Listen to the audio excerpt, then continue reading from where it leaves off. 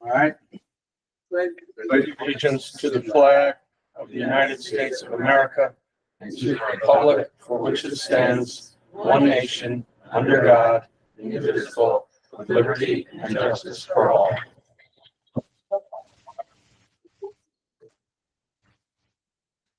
Okay, I'm just gonna take attendance first of all.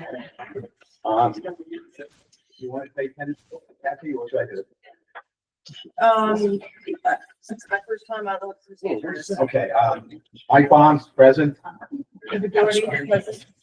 Whoever Simpson said, Diana Klein here. Jim Kelly, present. Happy present. Eric. We're all here. All right, thank you for coming, first of all. And the first order of business is going to be your public comment. All right, now the public comment, dealing with any subject that we have on the agenda here or any further. We do have a public hearing scheduled for a little bit later on the EMS service for us. Okay. All right, motion to open public comment. Second. Discussion? All in favor? All right. Okay, we don't have the sheet out here, so, if you want to make a public comment, come on up, state your name and your address, please. Hi, I'm Lynn Bailey, 46 Walden Lane. Is the switch on? New York. I'm off. There it is. There you go. Okay, hang on a second. Sorry. So I just want to ask a couple questions or make a couple comments about the resolution to mandate video recordings of town meetings. Now, generally speaking, I think that's a great idea, and I love that we're doing it. But I don't think we should be guaranteeing anybody a transcript. That requires a lot more work, and I don't, as long as you're not doing a hybrid meeting or a live meeting, I believe that you're not required to provide one. So I would suggest that gets stricken from the resolution. I know it's one thing on funding in the budget, that people are calling it transcripts. What is? So, anyway, that's what I wanted to bring to your attention. Okay, so we'll transfer. Excellent. Excellent. Okay. Anybody else wish to speak? I got a question.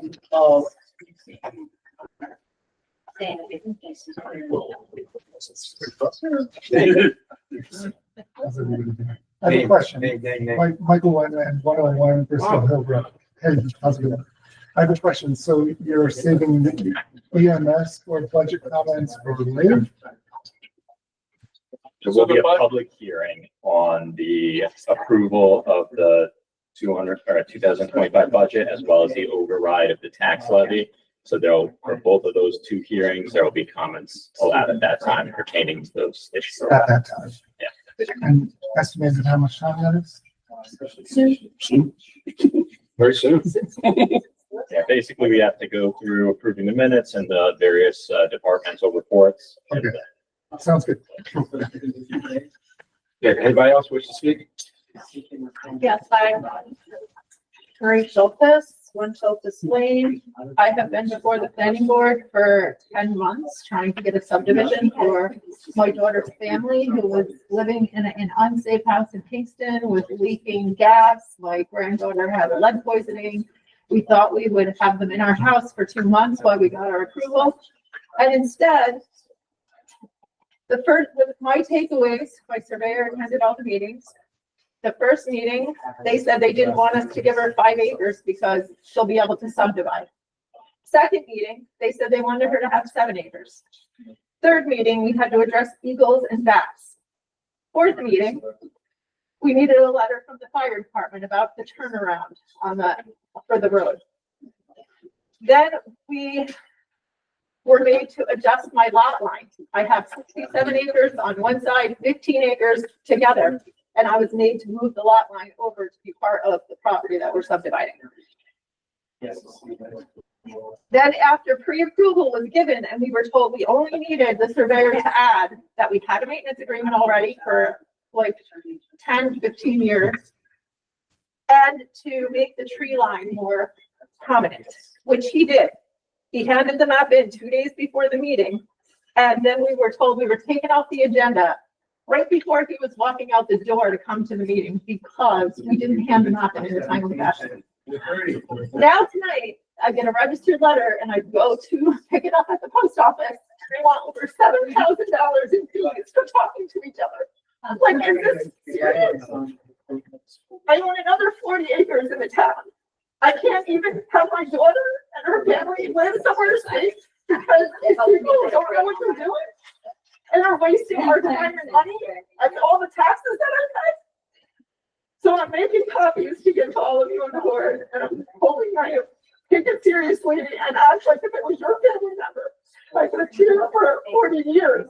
I've never subdivided or done anything except pay taxes before. So I'll stay and finish those and hand them out to you all before I leave December. Thank you. Thank you, Maria. Schultes? Mike Schultes, 1 Schultes Lane, Hurley. I served this town since 1988. I was put on the planning board or the zoning board of appeals when Carl Bruckner moved up to the planning board. I served on that committee until 2003. The end, I was chairman. We took care of our town. We were stewards of our land. The planning board, the zoning board worked together. If we needed Miles Putman at the time, the Schuster Associates was our planner. We conversed with him briefly. We didn't have lawyers in every meeting. We didn't have planners come in and tell us what to do. The volunteers knew what they were doing. It seems that this, for some members of this current board, don't want to volunteer for the town. They just want to let the lawyers and the planners. And then they just put the fees on the property owners. I mean, $7,800. And another 1,000 as a buffer after that. And they know our meeting coming up is the 25th, which is in 15 days, and we have to pay them within 14. Lifelong resident of Hurley. Got out of the stock market because I lost all my money, so I said, I'm gonna buy land. That'll be my retirement.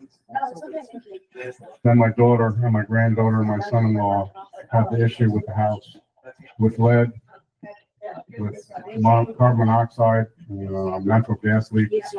So she came to live with us and said, look, we'll cut 5 acres off a 15-acre lot. Very simple subdivision. Very simple. No, planning board said, oh, well, you gotta have engineering on the 10-acre lot in the back because if you're gonna build on that, you have to have a drain field on that. So that was another added expense, but we did it. Like Marie said, they said, well, why are you giving her 5 acres? Then they said, well, give her 7.5 acres, split the lot in half. Why are you putting the lines at an angle like that instead of perpendicular to the road? Well, because of the lay of the land and the topography. I mean, I'm just baffled. I am baffled by the ineptness of our planning board and the fees that they're charging our residents. It's just criminal. It's criminal, and I don't know what I'm gonna do right now. I just found this out on the way down to the meeting, but this is just over the top. $7,800 for what? I mean, look at the minutes, the bills. They're discussing state law.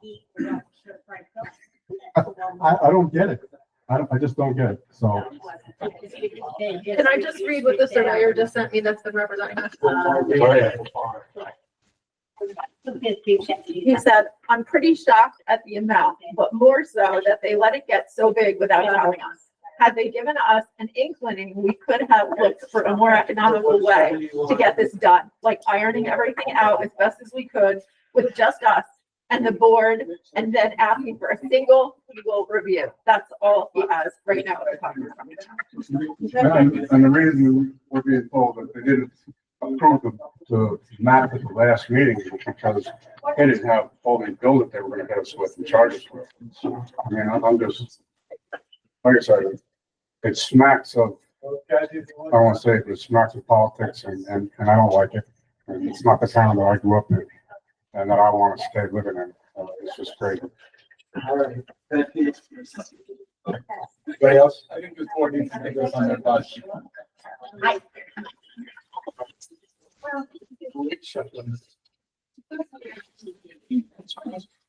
This is not the first complaint we've received, but. That's the change.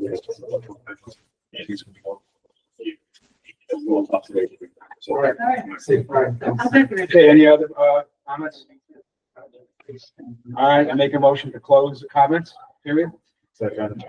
All in favor? Okay. 2 minutes, well, we don't have the minutes yet. Kathy? Minutes, we don't have the minutes yet. Town clerk's report. By the way, Tracy Kellogg, our town clerk, is not present here. Kathy is the assistant, excuse me, deputy. And this is the first time doing this, so I was back to Kathy. Our town clerk's report will go.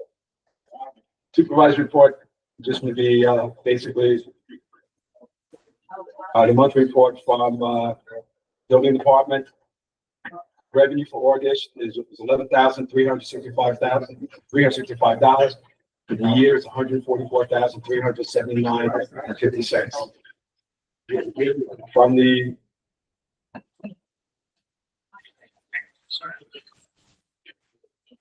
assessors report, two sale prices, one for $515,000, one for $725,000 in the past 30 days.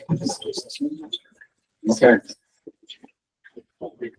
I will have financial reports at the next town board meeting. We'll have that right now. Okay, building part report. I think I just read it. Is there anything else you want to add to it? Paul, sorry. I just read the your statement of finances. Would you want to add anything else to it? No. Okay, expenses we did already. Okay, public hearing. And public hearing is approval of the 2025 budget and also the override of the tax levy limit. I make a motion to open the public hearing. Open one, two separate. Second one. All right, let's open up the, Probably do the override. Yeah. all right, public hearing to override the tax levy limit. Do I have a second? Ken, all in favor? Aye. Okay. You want to just, Jeremy, put that thing with taxes on it. I will do that right. It's up here. Here you All go. right. You got it. Make it a. Appreciate Hi, it. everyone. Michael Wendland here, 101 Bristol Hill Road. And I just want to take the time to talk about this tax cap increase. This tax cap increase is basically a result of the new formation of an ambulance service. Paid ambulance service that the town has ever had, as far as I know. Ever. So I just want to take 2 minutes to thank all of our volunteers, everyone who shows up in our town, unpaid, to serve their community, as many of us do in many different capacities. Of course, there are those of us who do a dangerous job doing that. So whoever they are, all of us, thank you. I'm no person, that's important. But the town really just had a recent reassessment. This is really important. All of our taxes went up, all of us. Well, our value of our property went up, which means our taxes technically will raise with time. I mean, that's just how it works. And now the town is asking for more money on top of that, which is, some people take issue with that. The important part I'd like to point out is that there was no mention of the amount, the percentage amount of the tax increase in the resolution, on the town website. So I'm here because, you know, I like calculators, and it's a 20% tax increase. Essentially. It's 20%. So if you take 450,000, you know, divide the total budget by, it's a 20% increase. That's mentioned nowhere. Most people don't know that. That's what I'm here for. In a time of rising costs, electricity, car insurance, tax assessments, taxes, we're asking for a 20% increase on our budget. That's a lot of money. People have to fit this bill. People, real people with families, obligations, food bills, food prices. We can go on and on. The process seemed rushed. Absolutely. I talked to EMS professionals, both paid service, nonprofit, and for-profit EMS professionals. They've been in here 20 plus, they've been in business 20 plus years. Said repeatedly to my question, well, as taxpayers, we're concerned about the price. They said if Hurley was smart, they would work with their neighboring towns for a shared service agreement where we can split the cost, because 600 calls, 600 plus calls, 400 and all, these are highly low number of calls. These are low compared to how most EMS services handle their calls. These are low numbers. So we can share those services, share those costs, make agreements, at least, if anything, temporarily, 1 to 2 years. Why not? Why are we just jumping into 20% increases? Doesn't make a lot of sense. And most importantly, the voters, in my opinion, the voters should have had a say on this. This should have been a referendum vote that the voters can vote on. I'm not against ambulance at all. And I'm not against EMTs.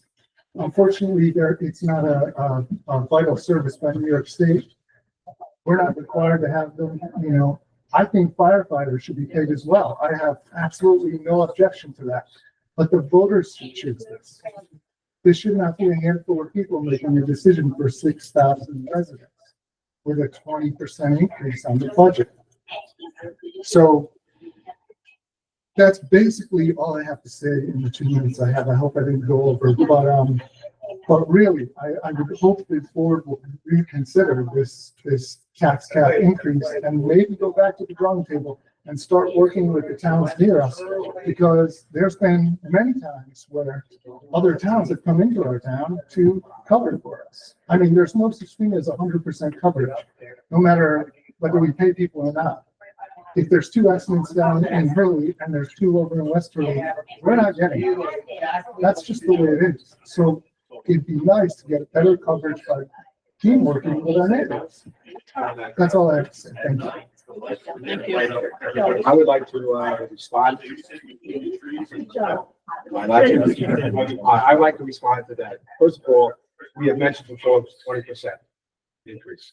In actuality, it's 26%. You mentioned that. Second of all, we talked about how we did ask our 4 neighboring towns. We asked Ulster, we asked Town of Kingston, we asked Rosendale, and Hurley. All 4. Wait, we finished. We asked all 4 towns. We got together with Everett Erickson from Ulster County FEMA. Can I finish first? Yeah, absolutely. Okay. And so it turns out, the fact is that we have 660 calls in town of Hurley. That's 2 a day, approximately. All right. Ulster has 2,200 calls a year. That's about 7 a day. All right. If we went in all 4 of us went together with 2 ambulances, which is what they were proposing, those 2 ambulances would be sitting in Ulster, because that's where most of the calls are. All right. The cost to town of Hurley, if all 4 got together, is the exact same price. It's still $450. With the $450, we're ensuring those 2 ambulances that we contract will be in town of Hurley and be called here.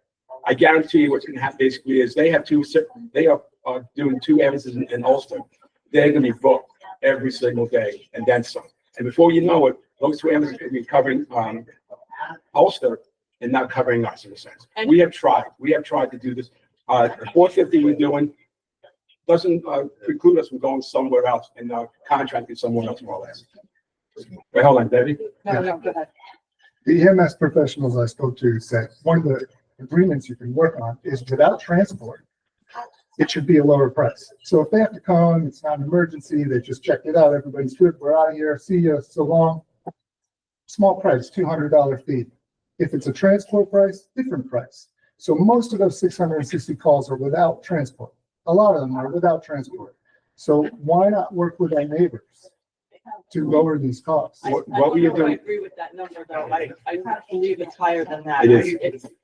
But I've asked for these numbers, I've asked for locations. But okay, have you spoken to any of the EMTs in town of Hurley? No, I'm asking you guys. You guys- No, we have spoken to the EMTs in the town of Hurley. There are 7 EMTs in West Hurley. There's 2 in Old Hurley. Yeah. Okay? They have come to us. It isn't like we went to them asking about this. So they came to us saying that they cannot do this anymore. Right. They don't have enough volunteers to do it. They cannot do it. All right. I wasn't completely, to assemble a crew. I wasn't completely finished. And then also, now I forget my thought. I completely slipped my mind, but basically what I'm asked, that was my point. The proposals, have we seen proposals of any of the issues we've worked with the other towns? We have Woodstock, we have Marbletown, we have the town of Kingston, which is putting out bids right now. We have, Kingston itself, we have private EMS services. We have a lot of coverage, 600 calls for a big budget. It's not a lot of calls. All right. Have we seen any proposals? Have we gotten any? Yes, we got bids? a proposal from Empress. Empress. Right, Only they Empress. want $1 million. What about their neighboring towns? They want, Anything formal proposals? we've had informal proposals from towns. But as taxpayers, we should be able to see proposals. We have, all right, I have spoken to Rich Parity, who's the Marlboro Town Supervisor, about us contracting with them. They say that's possible. Only problem is they will not do West Hurley. Too far. Right. Olive is closest. Olive, And Olive, Woodstock. And Woodstock. yes, but when we do them, the cost is exactly the same amount. Well, it'd be nice to see that on paper. Formally. All right. And then negotiate those prices.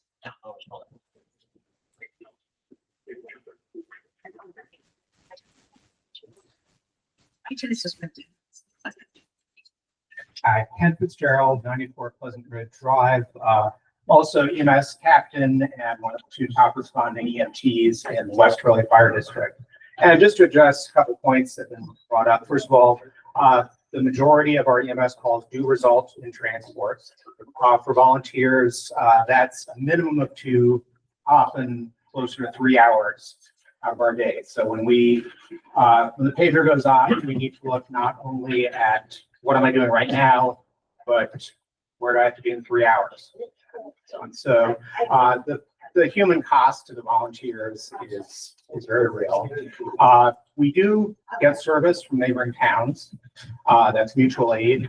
If Olive is coming into Hurley, if Marbletown is coming, if Woodstock is coming, and it's not a mass casualty situation, they're coming because we don't have sufficient volunteer manpower to respond to every call. As Tim was saying, 80%, in a good month, 90%, that's great. But the public expects 100%. And the ambulance chiefs in neighboring towns. That was just to the point, so that's clarification for the public. That is the main line first, that, the calls are going at the same time, right? To ALS and the 2 local crews is the way that emergency has got it set up. And what they're saying is that Hurley and West Hurley are at that rate.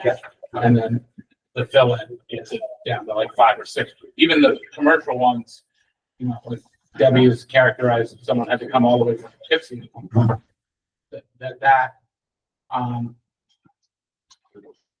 That still only gets you to like 5 or 6% of the time. It's still.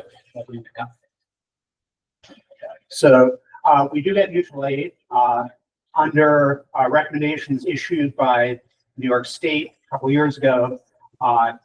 Use of mutual aid to fill calls when the primary service is unavailable is considered an abuse of mutual aid and something that should be eliminated per the New York State Department of Health.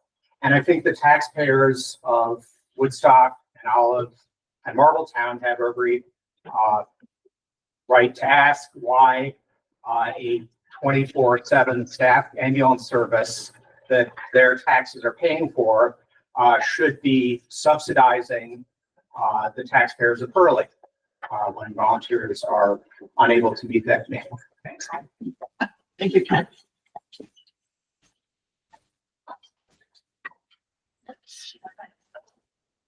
Anybody else want to speak?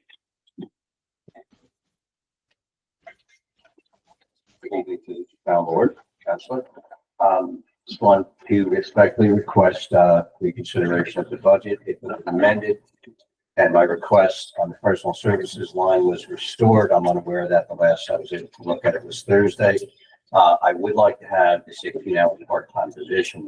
I would remind you, this is a revenue generating position. It's not a lot of money, 16 hours a week.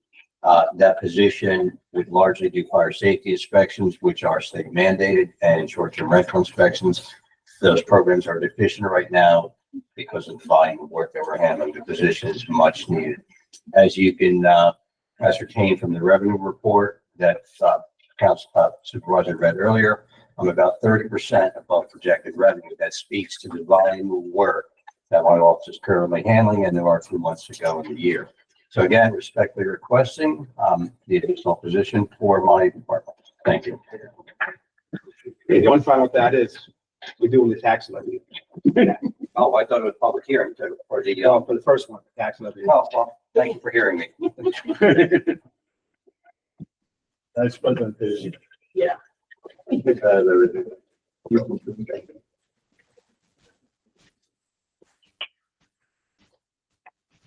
Elizabeth McGovern, 174 Bristol Hill. Elizabeth McGovern, 174 Bristol Hill Road. Good.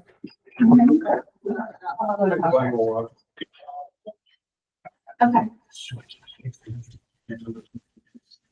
So, my neighbor, I just met today, actually I met him before, but, I was actually unaware of.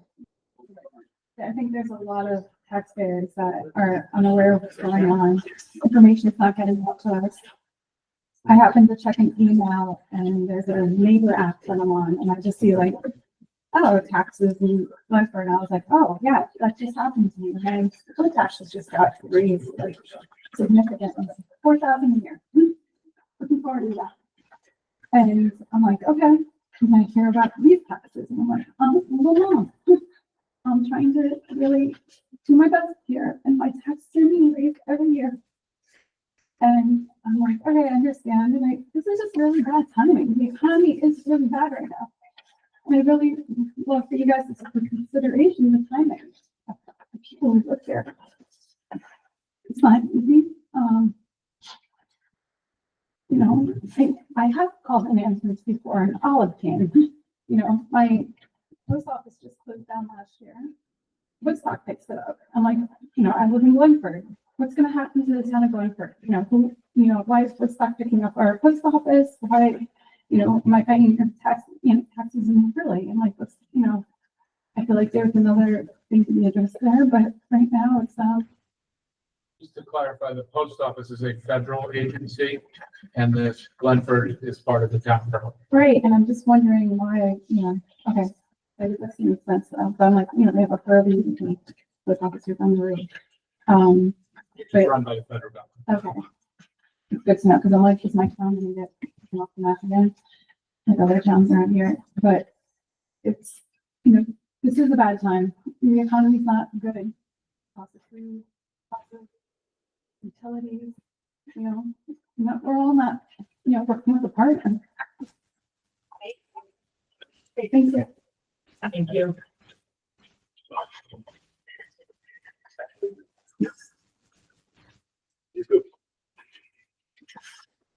Anybody else wish to speak?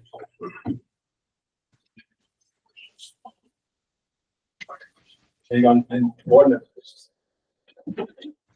Well, is there discussion prior to voting on this? Okay. This is just here. Yeah. All right. I mean, you know what? I'm gonna reiterate, since we're talking about the override, with the statement that I made earlier on Hurley EMS. For the record, I'd like to state a few things. First of all, I'd like to say that I'm in support of doing what's necessary to ensure that when our residents call 911, that an ambulance arrives in the shortest amount of time possible. Secondly, I'd like to state that during previous board discussions on this matter, it was put to the board that this was the same as both Olive and Marbletown. This proposal is structurally like Olive and differs from Marbletown in that they do not have a separate board for the ambulance district, that the town board serves in that capacity. I would prefer to see Marbletown structure be utilized for this, as it keeps the advisory for the EMS close to the first strengths that this board possesses.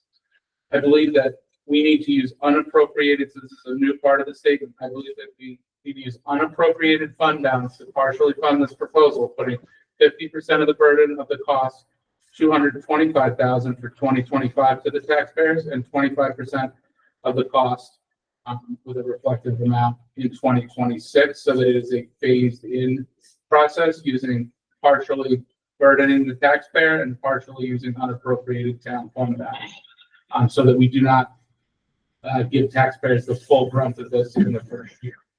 Given the results of the comprehensive plan survey, residents are urging us to keep costs the same or lower to us. With that in mind, given the shortage of volunteers, things cannot simply stay the same. Something must be done, and with support in hand from the director of the Ulster County Department of Emergency Services, I do believe that we are continue to be on the correct path. I'd also like to finally state that there are a few comments that we received objecting to the proposal or wanting the county or our neighbors to do this for us. We cannot do nothing and expect others to do it for us. This is fundamentally the why of how we have gotten into this situation.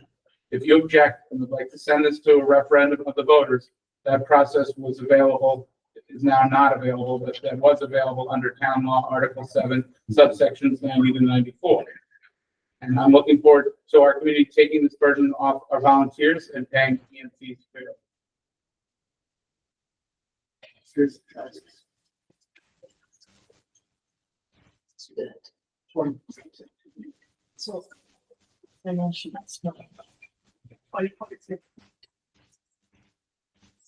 I just want to bring up, like I said, I had no idea this meeting was happening. It's not, how many people live in our town and how many people are here? You know, I think there's, it seems like there's like, I don't want to say like poor coordination, but like, it's like, the word's not getting out to anybody. It's probably the same, you know, I had no idea that we were in need of that many volunteers.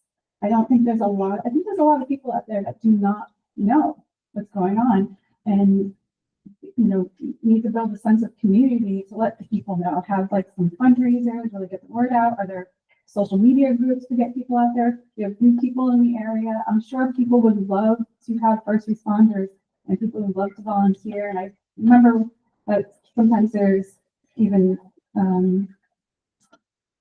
isn't it also that sometimes there's just like free schooling to become an EMS sometimes? Yeah. And so, like, I mean, there's a lot that can be resourced, and I feel that there's just not enough happening here. Like, it's just like, you know, where's the community bringing this out to? Like, you know, who's this reaching?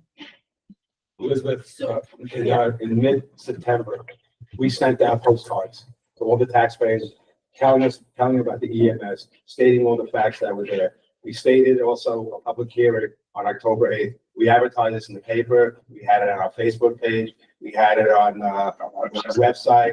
The only thing we didn't do, we didn't skylight. You know, but we told everybody. I mean, I don't know what else to say. How do we do? We can't go knocking at everybody's door. We did what we thought was the best way to do it, and that is by doing emails. Not emails, by doing mass mailing. I don't know what else we could do. Yeah, well, I mean, there's different ways. You know, there's been times where we drive down 209 sometimes during the summertime.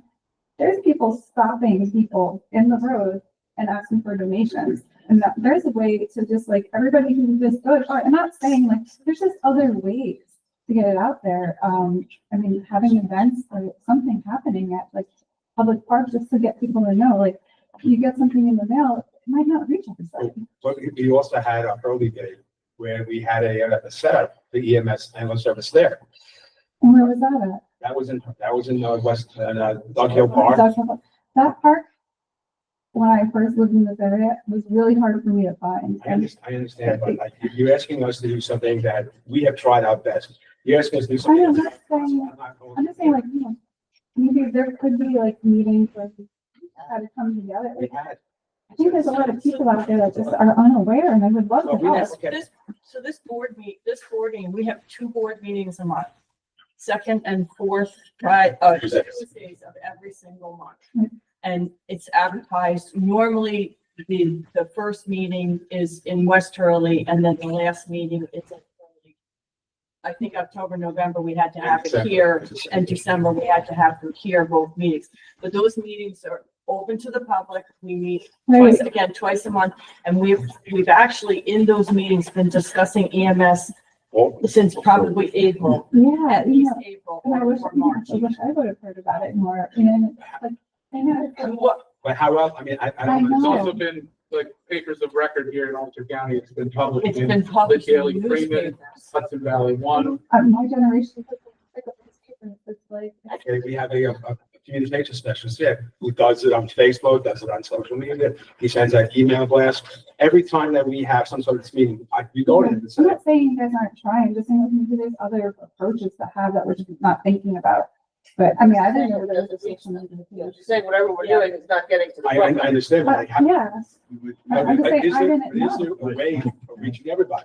We do love volunteers, as you stated, so please come volunteer, help us. And, Yeah, and I'm just gonna put it out on the record, I am now a volunteer at the fire department, both firefighter and EMS driver, Thank you. because I understand how Yeah. critical it is, and Yeah. I think Ken's that's great. exactly right, it takes hours, every single call is hours. Yeah, I think this is a really good thing to bring up, and just finding people with resources, and, you know, things are different these days. You can't put things in a paper, that's what I'm saying, like, you can't put things, I don't even look at the paper online because it costs money. I'm like, you know, I'm like, I have to join every month, and I'm like, you know, Understand. people don't even do obituaries these days. That's why we chose to do the mailing, because we wanted to reach every single taxpayer and make sure that they understood that this was coming. Yeah.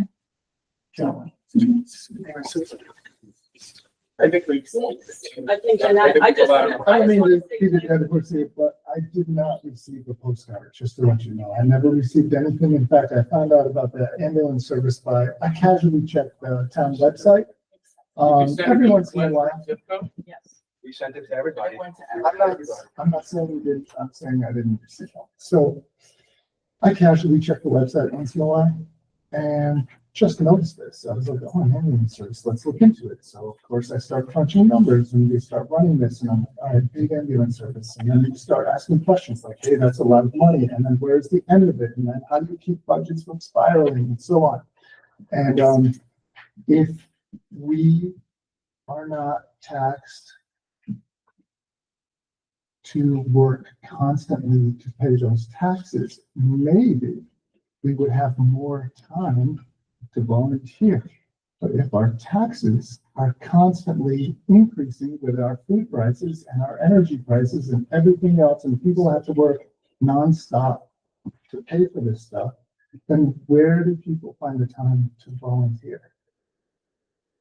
This is a really important question. What do you need, that tax thing? I think that's a discussion that would be like longer type of discussion. This is a chart here showing the rate of taxation for each town in Ulster County, showing that Hurley is the fourth lowest in the county. Was, until you pass this tax cap. We haven't passed this thing. We haven't passed it yet. I'm just saying though, if you look at this thing here, It won't really change the ranking actually. no, not at all, not at all. But this, no, we have one of the lowest in the county coming through here, with all our taxes more or less, you know, and, I don't know what else to show, what else to do. You know, this is something that we want to sit here and raise taxes. That's not what we want to do. I'm just We want to asking, citywide. we should look into shared services. We where can have. Share. And we I will, sat in that meeting with them and hope listen to this. Right. We will.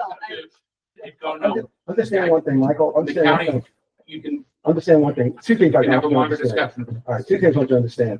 We have sat down with them. and we will. The fact that we have, this tax issue right now doesn't preclude the fact we still won't talk to them and get something going. We definitely will. We look at all our options, but we can't, but the thing is that we're out of options. They all are paid, underutilized services. All of them. And we're gonna continue to have those discussions. We meet with the county. The county's having regular sessions, and we will continue to have that. If you- If you are asking us to say yes to another The time. paid, underutilized service. One last thing I just want to say, Mike, no, I do want to say, I'm sorry. I do want to say, this discussion should involve the county also. The county budget, in 2024 was $411 million. In 2025, it's $441 million. They raised it $30 million, their budget. Their reserve funding, their savings is $188 million. They are $34 million above what the legislation has done. My suggestion to Jen Metzger and so forth, why don't you share that with the rest of the county? That $34 million can supply EMS to everybody in the town of in Ulster County, but they're not. They're not doing it in that sense. So the argument comes not necessarily with us. I have called the county up. I've asked them about help with this thing. Their response was call the state. I called the state, same thing. Their response is call the county. Mike, you've always been gracious. Thank you. I'm real sorry, Mike. No, I'm serious. I'm sorry. You know, thank you. Thank you. And Tim, thank you for your comments. Appreciate it.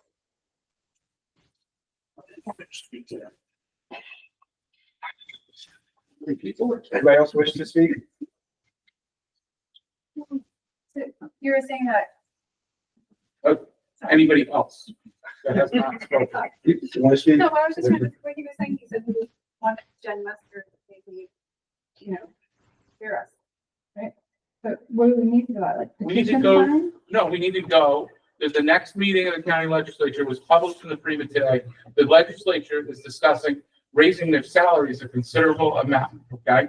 That would be a great meeting to go to for us all to talk about this. We need to do something in Hurley yesterday about this problem. So we need to work on the county to get a cost sharing agreement on this in the interim. And then perhaps maybe later mop this all up. But in the interim, when you call 911 or you call 911, when there's an emergency, I want someone to come save your life, guys. Like Understand one sudden thing. cardiac, like you've only got 6 or 7 minutes. I want to understand something too. This is an issue every single town is dealing with right now. I understand. Ulster, town of Ulster, they are doing it also. They're putting in everything. The town of Kingston is asking us. Everybody is coming in and asking. Rosendale. So what would get this moved? Would it petition signed? See that? I think going to Jen Metzger with pitchforks is a lot easier. Well, we're not going to Jen Metzger with pitchforks. I think going to the public comment section at the county legislature would be the next. It was published in the papers today. Yeah, I agree with that. I think more people need to go to the county and speak this because we're just one of 20. Right.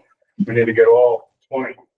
And somebody's got to coalesce all towns together, all 20 We have tried. We've We've been tried. meeting with them regularly, and believe me, What do you we're mean? trying hard, but we need, right, we need, to the volunteers that aren't coming.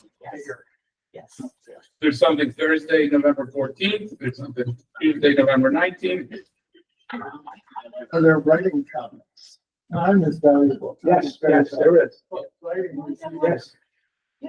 You can. There is public comments. Legislature.ulstercounty.ny.gov has all the information there. CC representative. Yeah. We have tried. We have. Email me, yeah. We are We are trying Email our us best to do this. We don't want to burden the town with any more taxes. We don't want to burden the town with dead people either. And if we don't do something about this soon, I mean, come on. I mean, like, when the fire department comes to us, they come to us and say, they can't do it anymore. They can't do 7 EMTs in Hurley, in Western, 2 in Old Hurley. 45 minutes, it came, had an ambulance come from Poughkeepsie into Old Hurley, 45 minutes. I would love to hear what the outcome of that person's life is. 45 minutes. I just heard a story, it's, I think the town of Kingston, 90 minutes. Calling. Can you accept that? I can't. No, but we're surrounded by services that could be there in less than that. That we were. That we But were- If there is available. Not available. If they're able to assemble a crew, they have their own challenges. What if their ambulance is out on a call in their town? There's no guarantee our pay service will be available either. Yes. Well, But a better chance they will. and understand that if we can go and get support from them, we're gonna pay for that. So it's either one way or another, we have to have a tax district, we have to have some funds to be able to support it. Whether it's a local, whether it's Empress, whether it's a county solution, whether it's contracting with all of them, Marble towns, we still have to have the tax district and have the funds to support it. Kingston is putting out bids for EMS right now. It'd be nice if we were part of that. But again, we have to have the tax district and funds to support that. Nobody's doing that for free. You're not gonna come in here for free. Right? We're not necessarily gonna do our own ambulance service here. We're gonna contract out. There's so many ways we can do it. There's We're gonna do it. multiple ways to do it, and that's what we're But we have working to on now. do it. is the We have to do options. We have to raise funds to do this. And I just want to say something. Coming to the assessor here, it's a point 28 cents on $1,000 assessed. If our house is $20,000 in Hurley, you're talking about maybe $100 the entire Hey, year. Mike, can you put that chart back on there? Yeah, I can get it for you. It's almost $100 a year for this thing. For $300,000. For a low cost home. I know. Well, you know the average price of a home in Ulster County? I know. Okay. I know. What I'm saying is, take a look at this. No, you have to afford those houses. My house is in the 600 or 800 or $1,000 house. But Well, under 500. you know something, we don't know a better way. Yeah. We don't know a better way. You still Put have it to pay this way, it's gonna cost. We share services, we go in, it's gonna cost. There's nothing At to least we share. have the money here to go, and if necessary, we can use that money to go here. So we're not doing it frivolous. This is something that. Yeah, I mean, this is something, I mean, every single town, town of Ulster, they are spending $1 million this coming year for their services and all that. And then the following year, they're gonna go into a tax district. They couldn't do it this year. They were too late in doing it. The state has been asking towns to share services for years because taxes are growing astronomically. Well, one And person- and on the highway department, Mr. Schultz could share how we share services here in Ulster County. Okay, we do a pretty good job of it. We share equipment with the town of Ulster at times. We share equipment with what other towns? Hometown, Woodstock, Riverdale, So we do do this. You know what I'm saying? Hold on a second. Mike, hold on a second. We discussed this. I don't think we're gonna change anybody else's mind. It's okay. I don't think you're gonna change. Yep. I appreciate what you have to say, Michael. I really do. I really do, Michael. You have to look after your family and so forth. We have to look at the 6,000 people. We're all in this. I know, I'm saying, we have to look at 6,000 people. You look at your family and so forth. Two of both. That's all I ask. Okay, that's what we could do. Any further, comments? Is there any possibility of implementing it the way that Tim suggested? Yeah, somebody can propose that as part of the resolution. They can, yeah. I think you might want to discuss that. Yeah, a little so bit further. when they close the public hearing, then the board will have discussions amongst themselves. Okay, let's talk about the, all right, and so any further? All right, make a motion to close public hearing. Second. All in favor? Aye. Any opposed? Discussion now. Earlier, I think we ought to be subsidizing that 440 with reserve funds and not burden the taxpayers. I think, What will we do next year? Reduce that and increase, so like it's gonna be a staged increase rather than a all at once. A 20% tax increase for Oh. homeowners. But I mean, at some point, we can't continue to take it out On of the reserve. year 3, my proposal is 100% of the burden get pulled. 50%, 25%, that means 3 years in a row, over 3 years in a row over the tax cap. Yes. This year, next year, and then the following. You're building a highway barn, you're gonna do it again. Right. But it's- And not that, but in 3 years, you don't even know what the shared service is gonna look like. It may be a much reduced cost because maybe the county's gonna send it all the money out, but we don't even know. And you go back to our finances, right? We talked about that. As it is right now, we What have are we some, on the budget? We're on the agenda. we are on still the tax cap. Yeah, We haven't closed the public hearing. needs to be addressed prior to doing the budget. Let me just talk a little about. You're not gonna approve a budget that. Okay. Yeah. Let me just talk about budget. This town board here, we were hampered with it by the previous board in that sense. Last year's budget was $2.1 million for the general fund, and all that. for some reason, the budget was reduced to 1.8 million. That's $300,000 less than what it was the year before. And then also on top of that, there was a surplus of $300,000. To this day, I still can't find it. I don't know where that money is. The claim surplus. The third How thing much is money that, in unpaid? and the third thing is that we came into this town board came in January with $300,000 in bills that weren't paid in 2022 or 2023. That to me is close to $1 million we're hampered with coming through there. So what's happening basically is that we have now about $7.23 million in our savings account. At 4% interest, which I think is going to go down, we're talking about $240,000, $260,000 in tax, in interest. We've already allocated that $240,000 in next year's budget revenue to keep the taxes going up next year, going through. If we start going now and take $225,000 from that $7 million, we're gonna go down below $7 million, somewhere around 6.7 million. And then if you take 4% of that, now all of a sudden, our projected $240,000 revenue interest is now lower. How do we cover that? Well, we raise taxes again. So how about you cut? You know, you. Or what?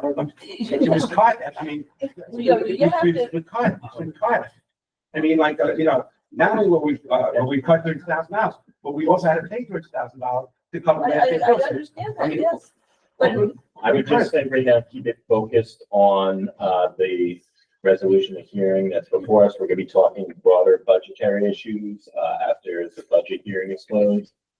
So We're exceeding, any way we do this, whether we do half of the amount, the full amount, with the tax cap is 3%. We are gonna exceed the tax cap no matter what. So we just need to move forward with exceeding the tax. No. That, not necessarily true. Because, what's happening is that, we have, Wendy Jones and myself, we sat down and we worked the tax cap out. And what happened was that right at this point, without having the 450 in there, we are at 1.88% increase below the tax cap. Because of the, this is called the transfer of function right now, that we are now taking in the EMS into town. Our tax cap is now going to be raised to reflect that increase there. So there's a possibility they're working on it right now, the state control's orders, to see what our tax cap is.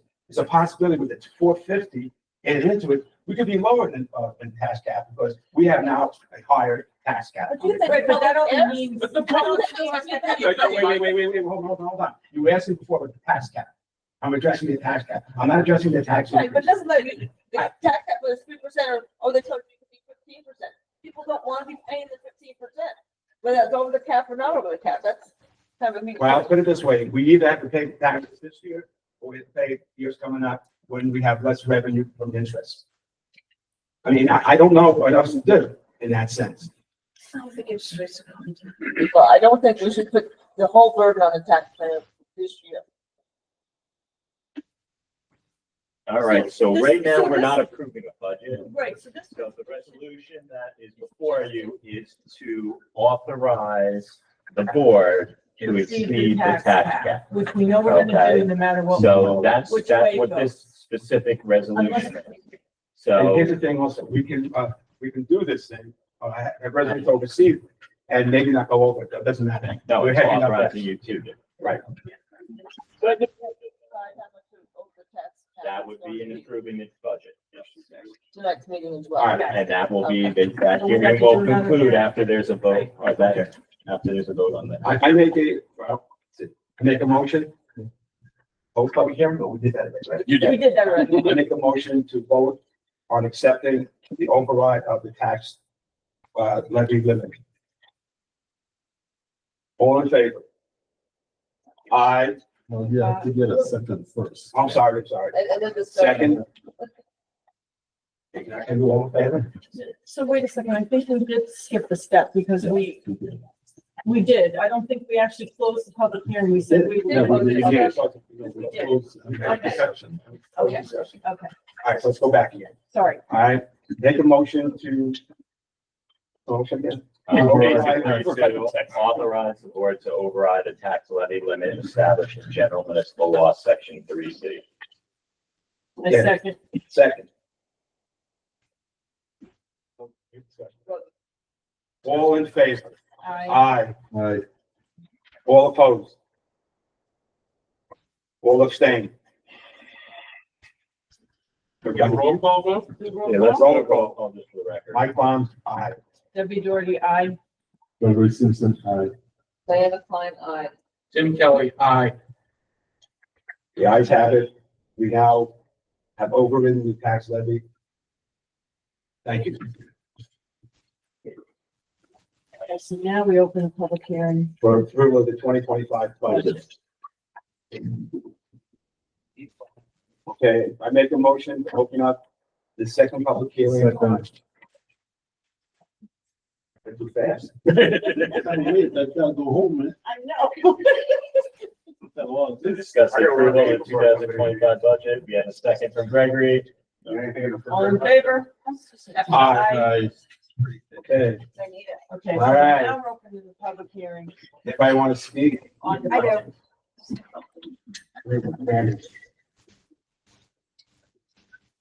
Wendy Trojak, 37 Arnold Drive. I'm also the bookkeeper here at the town of Hurley.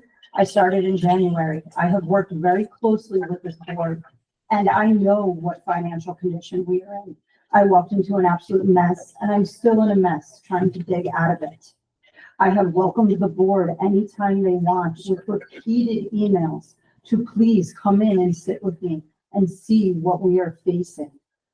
The town of Hurley is really working hard to try and fix things here, but we were left with a mess. And I welcome the community residents to come in. I'm on a volunteer committee. I've worked on fire districts. I see what the town is facing. And I just want to commend the fact that you guys are really trying to look out for the taxpayers, and you're really trying to make the best fiscal decision with this budget. I have worked with John Perry to see what we can do, where we can cut corners. I have put in place different things in this town since I started in January to help, and we are making strides, but we came into a mess. So I think it's really important that the taxpayers see what we are facing and what we are trying to fix and what we have fixed in the last year. We have made amazing changes in this town. Thank you. Thank you, Wendy.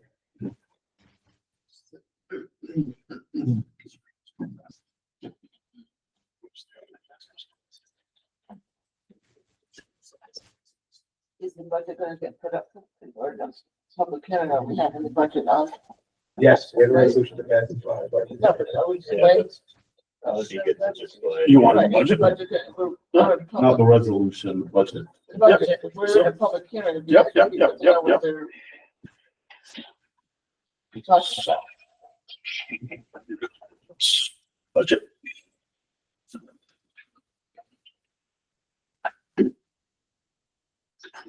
It's coming, he says, hopefully. Why will you not? Okay. I do want to say something about the budget here. I really want to thank John Perry. I mean, the amount of work that he has put in this budget, there's a reason why I asked him to do it, it's supposed to be doing it. I trust him, more than I trust myself in the process, but I really appreciate what you've done, John Perry. Oh, thank you. You really, and I'm gonna tell you First one's always the hardest, Mike, so. Yep. I'd like to have somebody there that's been through it. Have the figures from last year, but, even what we had spent this year, because we don't have those numbers, so make a budget off and not have those numbers, it's just. Well, I went through 2 years with no financials whatsoever. I had no clue where my budget was. Zero. So now we're getting back to the nuts and bolts. Okay, so this is the budget here. Right. This is the overall. I'll bring up individual sections if you need. Is there anything, Well, still the hearing's open, so if any other public comment, anyone else want?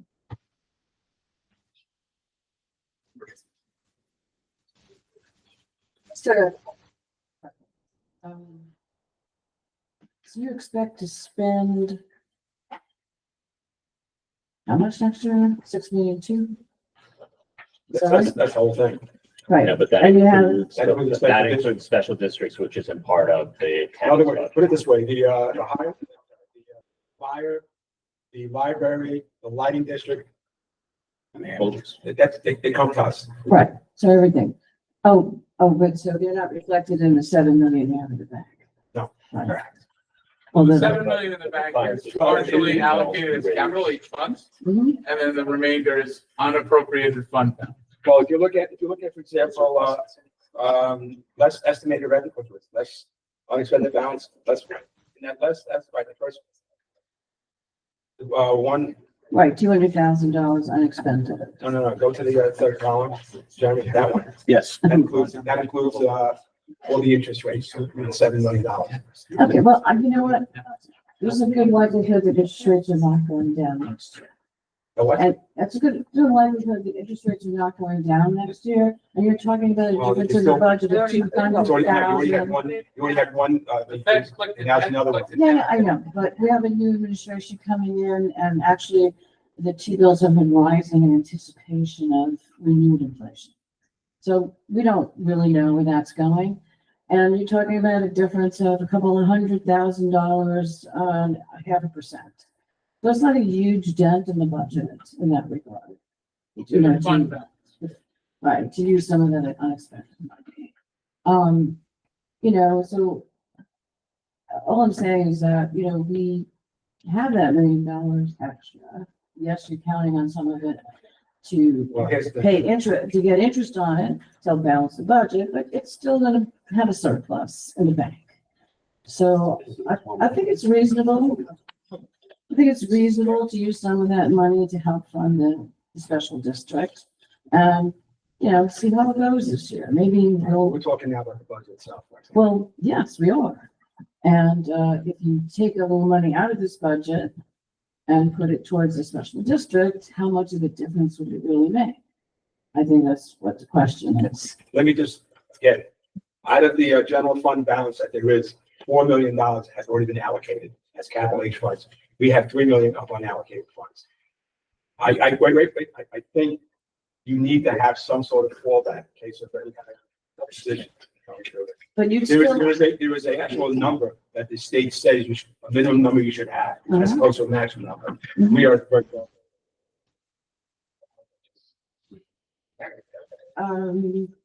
we still have, you would still have a pretty sizable cushion. I mean, you're talking about 7.2 minus 4 million. 2, well, minus 4. What are your current expenses? You're gonna have revenues, et The cetera. things that they would like to see is that the budget, that the surplus, that the unallocated fund is greater than the budget. The unallocated funds are greater than the budget? That's protection. In other words, we have 3 million unallocated funds. That's a lot. Great. Well, I don't know which, it's hard to really all squish together. But, if we have over 7 million in the bank, and we're only going to spend 5 or 6, there's still a difference of $1 million. You take a couple of hundred out of that, and it's not going to charge it. Doesn't work like That's that. dangerous. That's dangerous. Yeah, I think we'd still have, $500 million, That's. sizable. No. Allowing public comments. Right, anyway, let's, just try to follow the math to see if his suggestion would, could be utilized. That's all. Thank you. It's still. Anybody else want to make comments?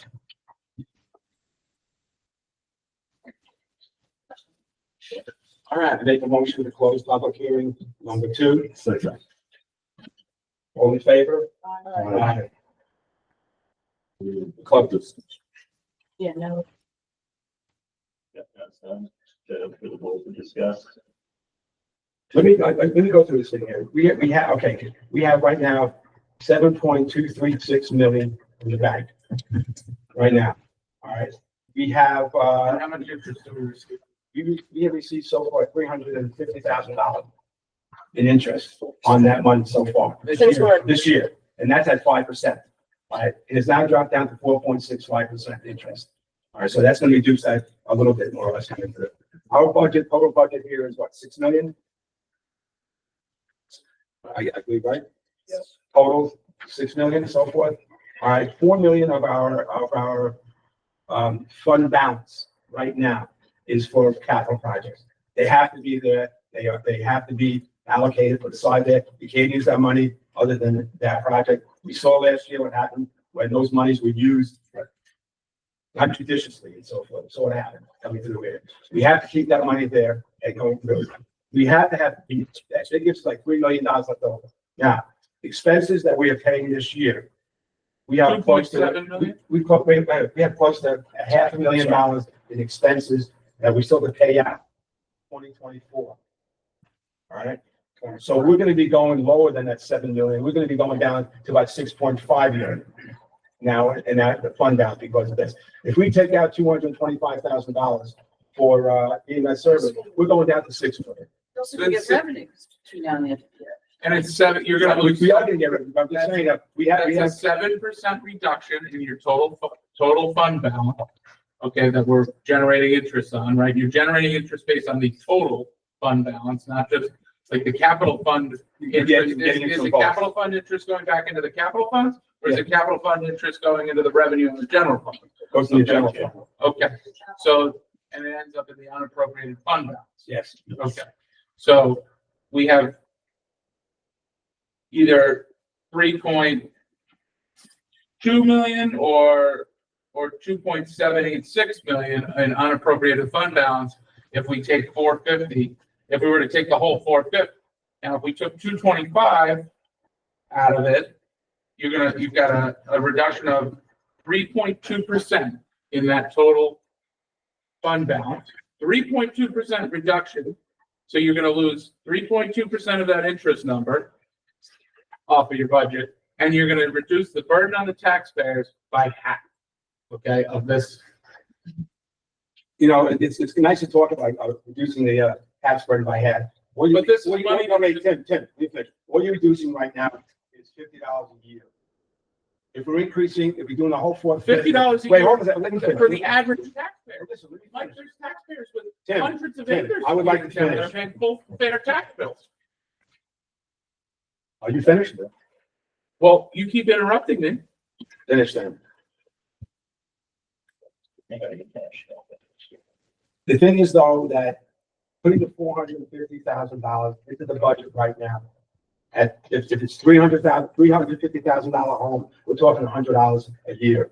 If we take half of it, put it in, we're then reducing it $50 a year. It's $50 a year. We're reducing it in a sense and going through that. I know that it's a tough call going through here. But you know, something, we have to look at it also, what is beneficial for the town in years to come also, next year and so forth.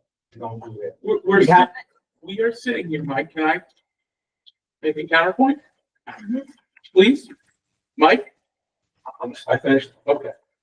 So we are sitting here, just earlier today, we talked and cast stones upon the county for the amount of unappropriated fund balance that they have. And then who are we to protect our unappropriated fund balance and not utilize it to offset part of the burden of this increase to the taxpayer? So one of my fears is, and you know, right or wrong, we only do partially now, partially next, but in next year, the year after, when the taxes go up again, a little bit, are people going to remember that, right? That it's still from the ambulance service? If I'm living, so help me God, I will come sit in this room and make sure that you remember. How's that? Right up No, there. you understand what I'm saying though, is that, you know, they're gonna say, well, now my taxes, okay, they went up. And then next year, the taxes are going up again, and they're gonna say, well, look, they did them last year, now my taxes are going up again. You know, memories are short sometimes. I'm gonna tell you, but Everything is going And up. I know, the memory of a 20% increase will not be short, and they'll be talking about it for a decade. And I do not want to push that on to the taxpayer. The board that was rational and halved it for the taxpayer, and then did it again in half. And then finally, the whole transition, this is transitioning the load onto the shoulders of the taxpayer rather than just all at once saying, here's a 100-pound rock, we're gonna give them a 50-pound rock, they're gonna learn how to carry it, they're gonna train, then we're gonna give them a 75-pound rock, and then we're gonna give them a 100-pound rock. So my question to the board is this, so $450,000. I don't think we have communicated very well why that number is what it is. That's the first thing. I don't think there's clarity in where that $450,000 is coming from. The other thing that I don't think is very clear is that we don't understand the legal ramifications of moving the money in specific ways. And certainly the public is not aware of the legal ramifications of moving money in specific ways. So the question I'm asking is, could we get, for the public's benefit, clarity, one, on the $450,000, why it's required, and two, and this I'm asking council, if there is any way you can explain without too much legalese why it is that $450,000, if we do the levy, increase the taxes, why it's necessary from a legal perspective. If you can help me understand that. Like why that specific number? There's a specific number, and that number has come from several angles. It's not just us working it out. That number has come from the controller's office as well. Is that correct, Mike? Oh, no. Well, the 450 you're talking. Yes, the 450. My understanding is that was an estimate based on Olive and the expenses like Marble Town as well, kind of seeing what their yearly costs are. That's my understanding. And I personally spoke with both James DeFranco and Rich Parity, the supervisors in both of those towns, and those numbers seemed rational versus, there was $1 million numbers being thrown around at the meeting we had with Everett Erickson in Ulster County. Is there, so I'm trying to get clarification on why this number is so important. The other thing I want to ask, so there are three parts of this question. One is the 450, where does it come from? The other is the legal. I'm asking you, Matt, about that specifically. And the third is there any way that 450 can be offset, for example, with insurances or any other instrument that will reduce that burden? Can we move to go under attorney-client? Well, Do we need to? No, I don't think so. Do we need to? No. I don't think at No. this point, really. I imagine if you guys have, other things which you might need, privately legal advice, but I'm just trying to, so my understanding, basically the estimate was based on what these other similar towns are paying. Which There's no legal reason why 450. Just it seems that would be what would be necessary for budgeting it for an entire year, paying salaries of the individuals, as well as, the upstart costs, supplies, other things like that, rent for whatever location is going to be utilized. But from a legal standpoint, there's no impediment to, funding it with less, funding it with more. Funding it from the town. Funding it from the town, exactly. Utilizing town monies to partially pay for expenses. And the Marbletown and Olive budgets, which Tim, right, you verified, they already do have billing is factored into that. So this one also factors in some billing, but understand. Yeah, that's the what you get for necessary. billing is very minimal. Like Medicaid covers $125 a call, and usually a call runs about $800 a call. So it's minimal what you're going to get out of it. And the reality of it is 450 in all the presentations that have been made to us seem like a prudent number to establish the ambulance service funds with, like that amount, start with that amount so that they have that to run the operation. They're going to get, they're receiving 2 ambulances fully stocked from the fire districts. And then that's the amount that would be needed to cover payroll primarily. Primarily that's. Without worrying about, even without the reimbursement, and then at the end of the year, you wanna like screw up and see what really is needed again. So this, we don't know, we can't promise what this is all gonna flesh out to be, but that's basically like saying like, nobody reimburses us, we put $450 in, and we can pay our people with that money. Because you don't wanna get in a situation, we can't cover payroll. That is not an option. No. There's major legal ramifications for that. So the other thing, so this 450 cost, this is theoretically, let's just do it in a theoretical way. This is 450 per year. Yes. Into perpetuity. Just hypothetical. Yes. Right? That's what we're looking at. And every year we're going to pay this money. Every year it's going to have to be paid by somebody. This is the taxpayers of the town. We're going to have to do this. Unless the county steps in. Well, let's not do that because that may or may not happen. Right? So what we're left with is figuring out how we're going to deal with this 450 bill every year. Or let me be kind. Let's say 5 years. 450 every year for 5 years. Who's going to pay for that? The taxpayers are going to pay for Special district. It's a special district that's being created. Yeah, I understand that, but the problem that we're running into is that every single time you look at this, everywhere you go, you end up getting back to the taxpayer. Right. Unless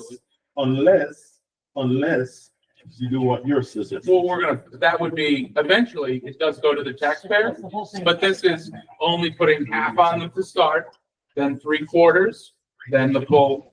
So that way they have the ability and to plan for the increase, because this is a service that it seems like survey says people want 911. So that we implemented 911. So now 911, when you call there needs to be someone that comes to your home. So that's the link that it's incumbent upon us to provide. And just like a special tax district, like the fire has a special tax district. You don't have people say, I don't want to be paying for the fire department anymore because they've already been taxed. So now they just puts that money in every year. That's what would happen with special tax district. Yeah. So once it gets. I understand the plight of the taxpayers, but I do agree. Well, we're taxpayers. I understand. I'm a taxpayer. I'm saying is that, I can go and take this, go with like a half and a quarter and another quarter. It's a funding, we have to be very clear on how we're going to finance this, how we're going to fund this, so that everybody is clear that we're not dumping a 20.6% increase on them in 2025. We have to be clear on the strategy going forward, because this is not something, if we do this is not going away. This is constant.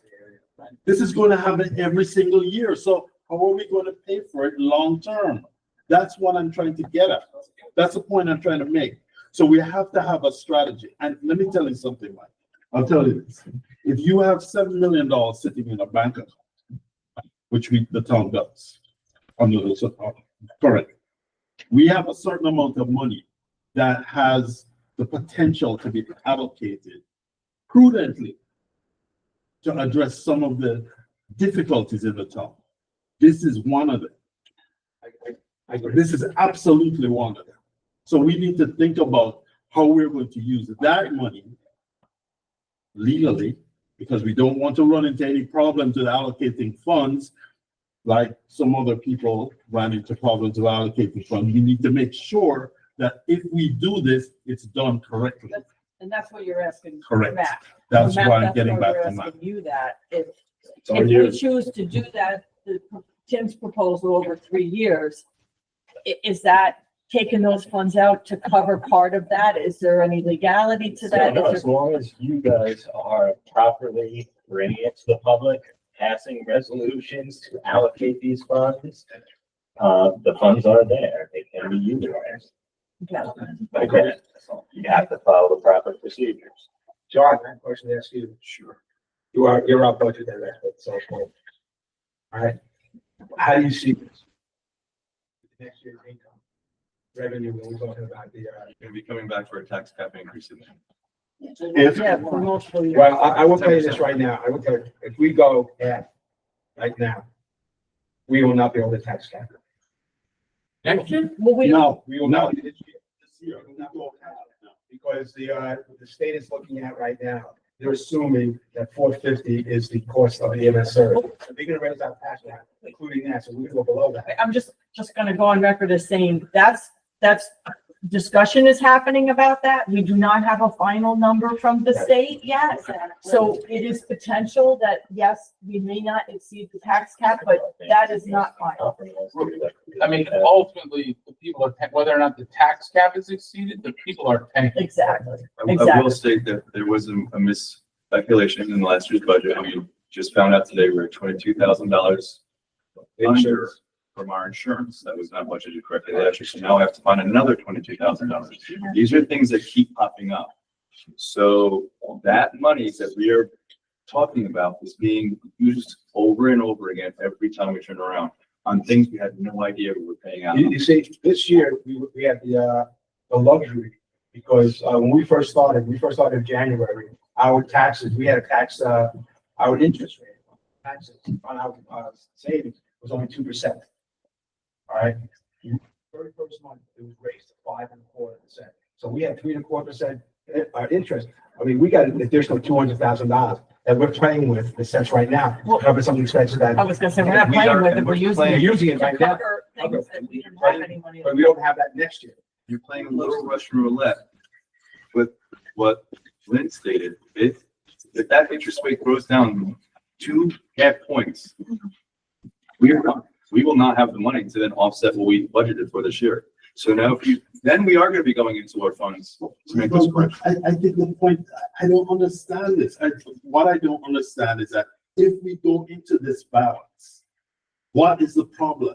Why is this wrong? So it's not wrong. It's not wrong, but your allocated budget that you put forth is based on the income that you'd be receiving from your funds that you have available. The 4 million that's sitting in the gap and the 3 million that's sitting, you can utilize that 3 million. Yes. That 3 million can be utilized, but once you utilize that 3 million, you're now going to reduce your ability to make money on that 3 million. Of course, I understand that. Everybody understands that, but that's not the point.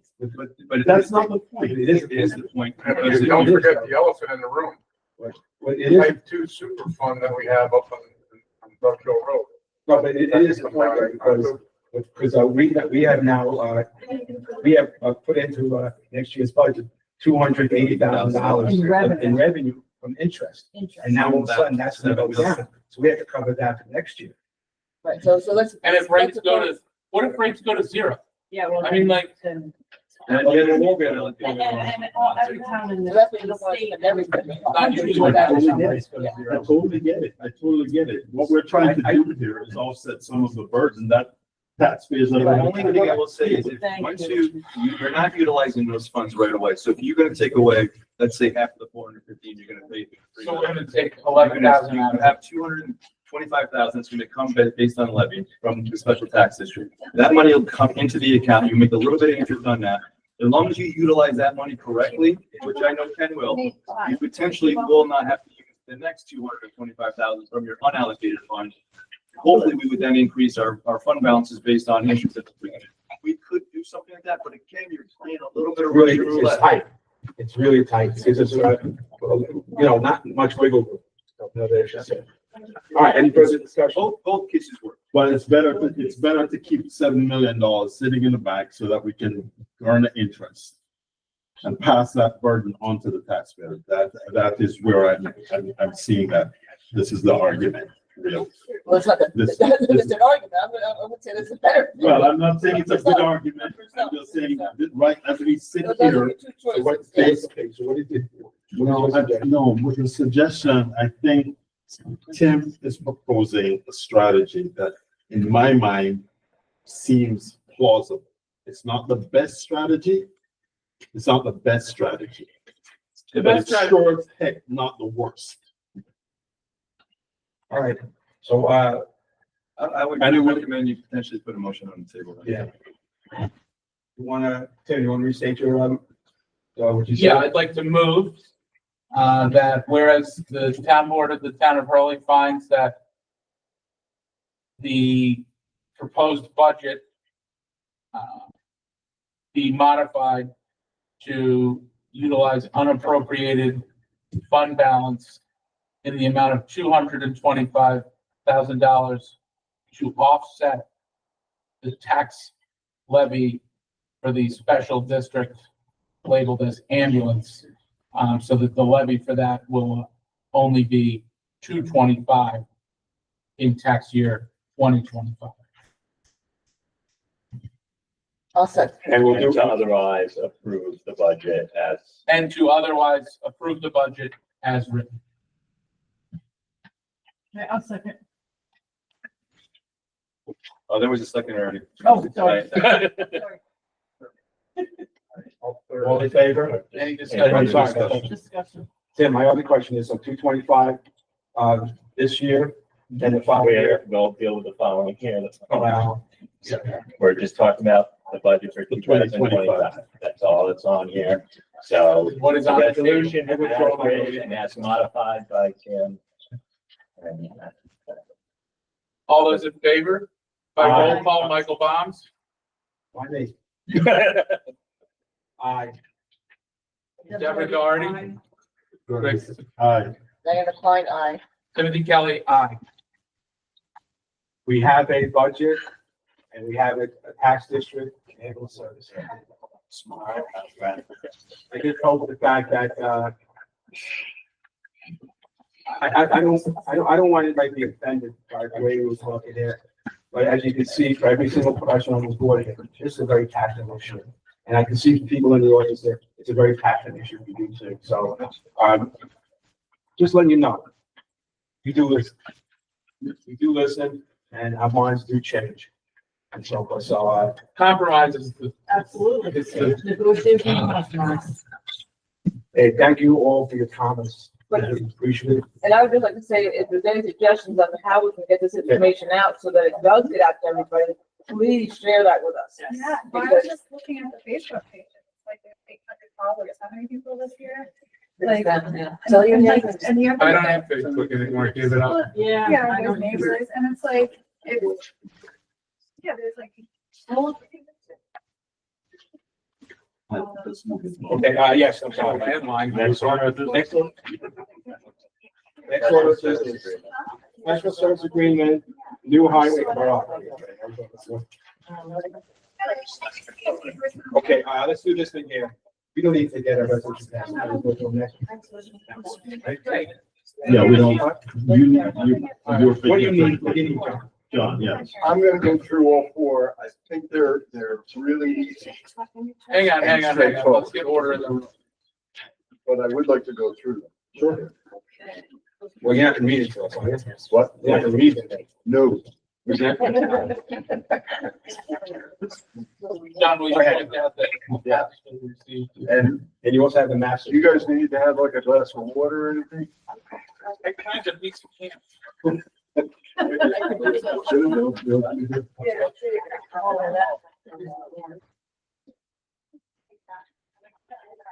Sure, I'll take a copy. Yes. As we'll lose weight.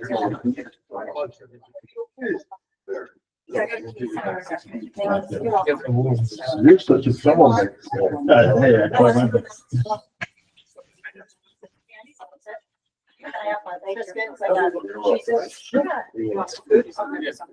You're welcome.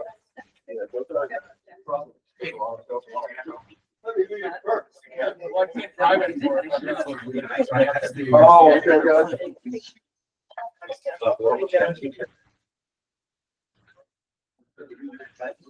Candy, it's too healthy. I want to get my time. I want to Daylight savings time. It is.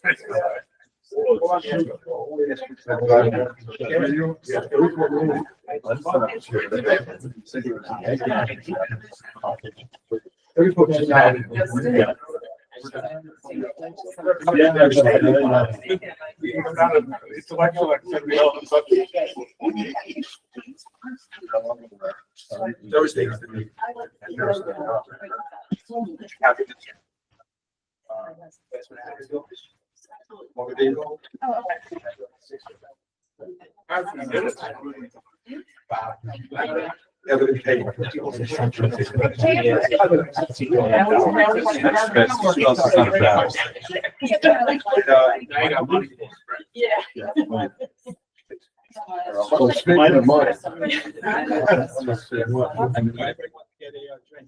Oh, that's, oh.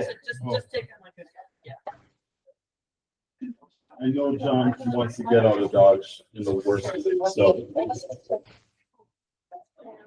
You are perceptive. Can we please wait? I don't mean to interrupt you here. I want to do this while we have a full, somewhat full house here. John, you stated. You want to thank, all the people at OB Day.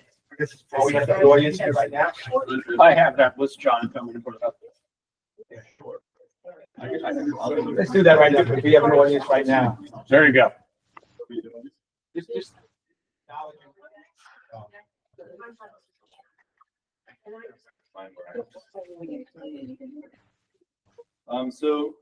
Earlier last month, we had, our first annual Hurley Day. It was what I would say was a very big success. We had a lot of great patrons come out, volunteers. We had our,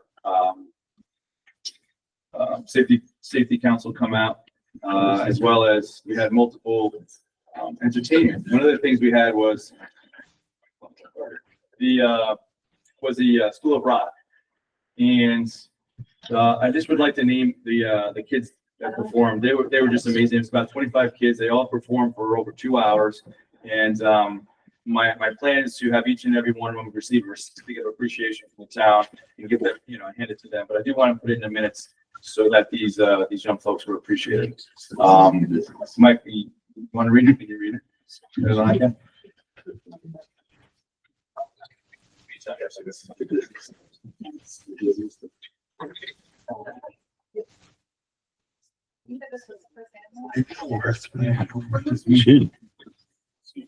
Ben Hawkey, Gemma Holstein, Phoebe Siegel, Tammy Bernstein, Milo Lieberman, Jason Martinez, Ali Argueta, Jay Greenberg, Lucy Jennings, Sadie Kenoy, Atomic Chernock, Oliver Ashton, Shay Delicio, Roxy Bell, Baxter Bryant, Aof Bronston, Devin Hunt, Philip Latham, Corbin Schweitzer, and Ruby Horner.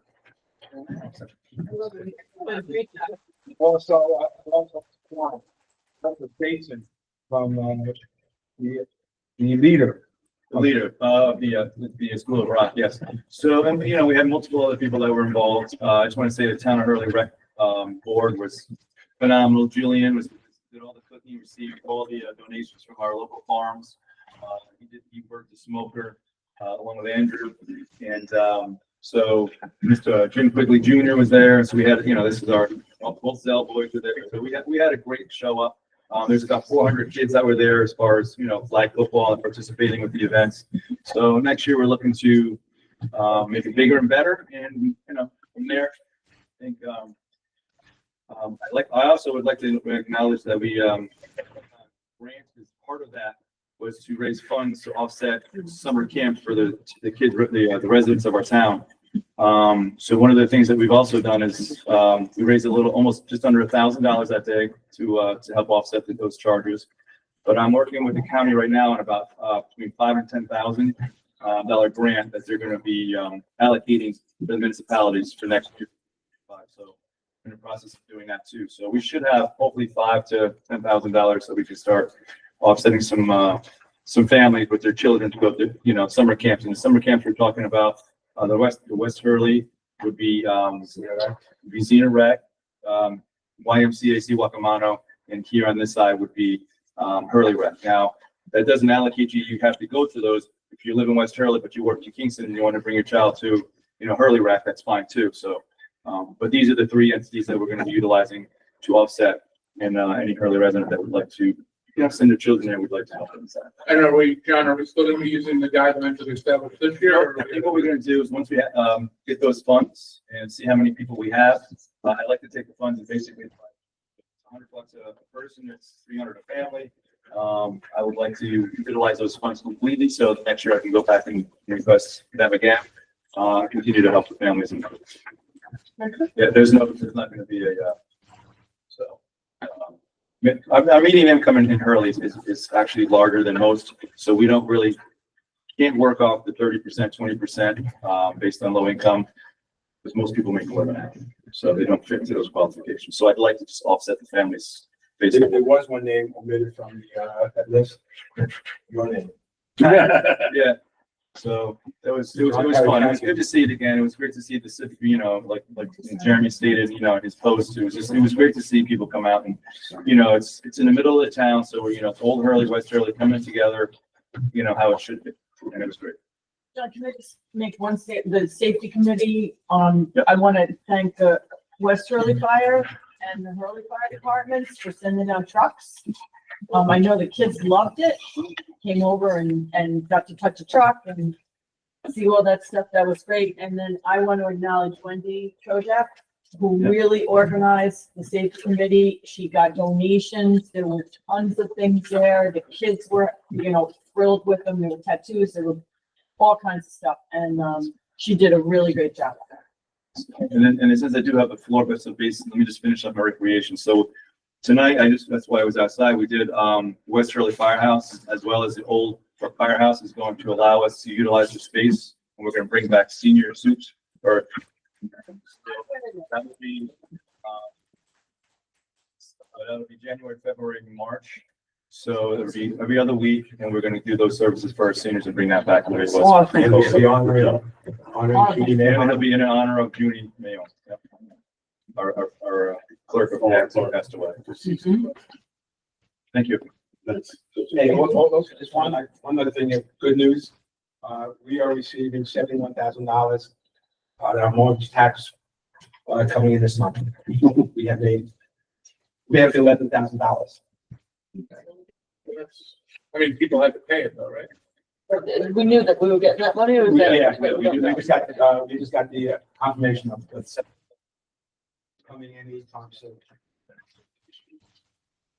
All right, Thank you. John Rust. No, you left. So good evening, John. Yes, John Brust, Delaware Engineering. I haven't been here in a while. Well, I want to see your last board reading, and I screwed it out after the third executive session. So what we're talking about is the proposed town highway garage. The board hired Delaware Engineering a few months ago to plan, permit the new highway garage, and we've been looking at sites on which to put that property. And we've settled in on the Dug Hill Park property, and you can see that black outline of that concept sketch over there, that black outline of a building. The building that's being proposed right now is 14,400 square feet. We got there through a lot of conversations with Mike Schultes and with the supervisor. And the board has all seen that concept plan. And as we go forward, that concept plan will be tweaked. We've got a few things to go over tonight. In the past couple of months where you haven't seen an activity, behind the scenes, we've got Dennis Larios group surveying the 8-acre site that would have to be alienated from the parkland. And they're also surveying 8 acres of land that would be substituted for the 8 acres that's being alienated. So the park at the end of the day will have the same amount of acreage as it does now. So they're in the process of doing that survey work. We've had multiple conversations with Senator Hinchy's staff, because New York State law, when we alienate parkland, we have to get approval both from the Senate and the Assembly. So Senator Hinchy's staff has very graciously agreed to shepherd this through the process, and we'll be meeting with Assemblywoman Shrestha's staff soon. There's not a lot of sense of doing that until the election and because everybody's focus is somewhere else. But now that we're past the election, we can make that happen. In the past couple of weeks, we also had one of our staff members go over the property and make sure there was no wetlands in the area that would be disturbed. And so we've done that. The board has 4 documents to look at. The first one is titled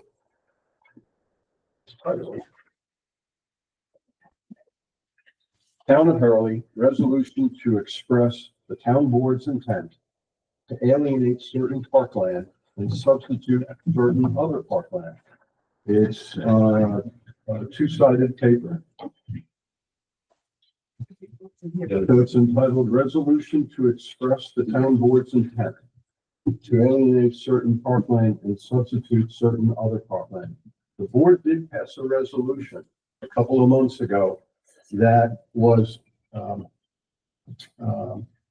basically these words, although these words are more detailed and they're consistent with the model that the Senate Assembly folks have prepared for other communities. So it's our suggestion that the board pass this resolution so we can use this in the packet that will go over to the Senate once we have the survey completed. You can either pass this resolution tonight or talk about it and pass it to the next board meeting, whichever you like. Okay. The next resolution is entitled Resolution to Initiate Secret Proceedings. No. Sorry, that's okay. Resolution to initiate secret proceedings for new town highway garage, to classify that action, to declare lead agency and coordinate review. Yeah. It's on the screen too, right? Yep, I got it. All right. So that resolution, those 4. Did I have that back? Those 4 action items: to initiate the secret proceeding, to classify that action as a secret type 1, to declare lead agency, this town board would be the lead agency, and to initiate a coordinated review to the different agencies or entities that you'll see on the back of that page.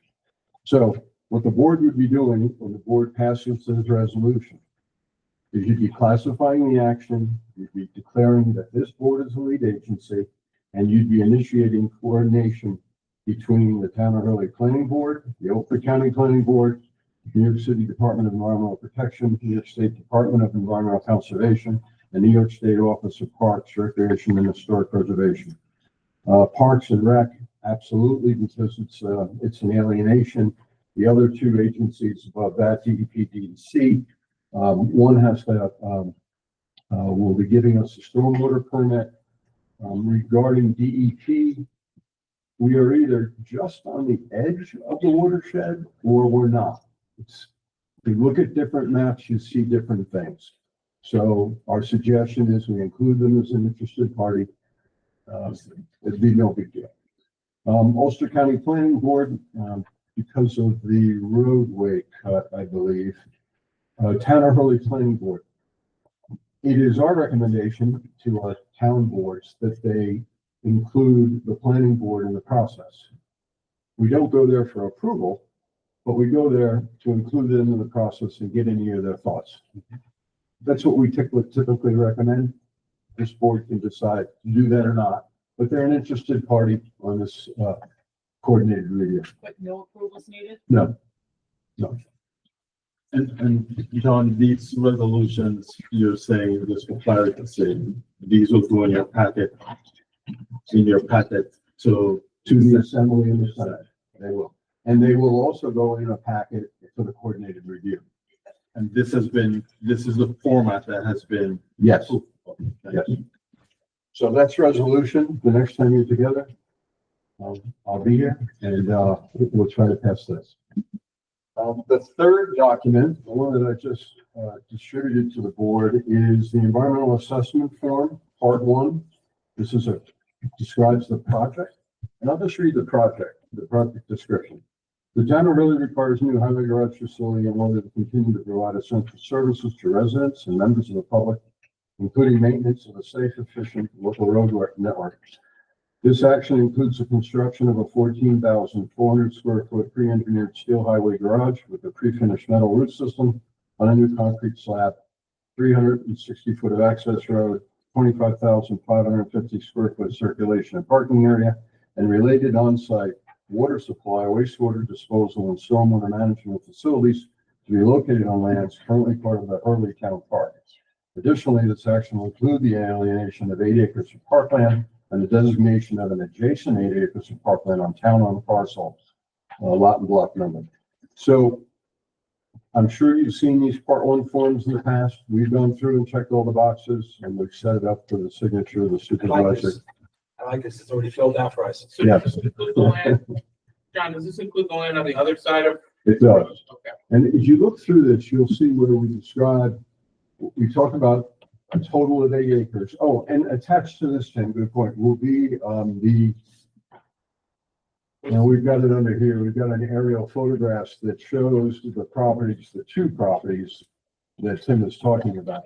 So John, we're talking about this roadway here, right? This area here, out to here, and then this property that is This property right here. from the other side of the street, Yeah. which this parking. That's right. So when you look through the environmental assessment form, you'll see 8 acres, but we're not going to disturb across the street the 2.5 acres or 2.76 acres, whatever it is. So you'll see different numbers. They add up to 8. And you're going to take 8 acres off of your town property adjacent to the park and add it to the park. So at the end of the day, the park size will stay the same. I should have, the next time I'm here, I'll have an aerial that shows, a better aerial than the one that I have that shows the 8 acres that would come into the park. But it gives us access to the other road to the southeast. I forget the name of that other road. Collier Road? Is it Southeast? Or is that To the Stone, east. or No, to the east. Mike. To the east. What's that? Collier Road? No. Warner? To the The east, other road we're gonna connect the 8 acres to? 28A. 28. 28, okay. So it'll actually, from a trail perspective, we'll be able to eventually come off of there with a nice trail connecting to, go through the town property, that 8 acres, and then go into the park property. So at the end of the day, you get an opportunity to actually increase your trail coverage by doing this. And you're pretty fortunate that we spend a lot of time this meeting and the last one talking about money, and the nice thing about this site is it's fairly level.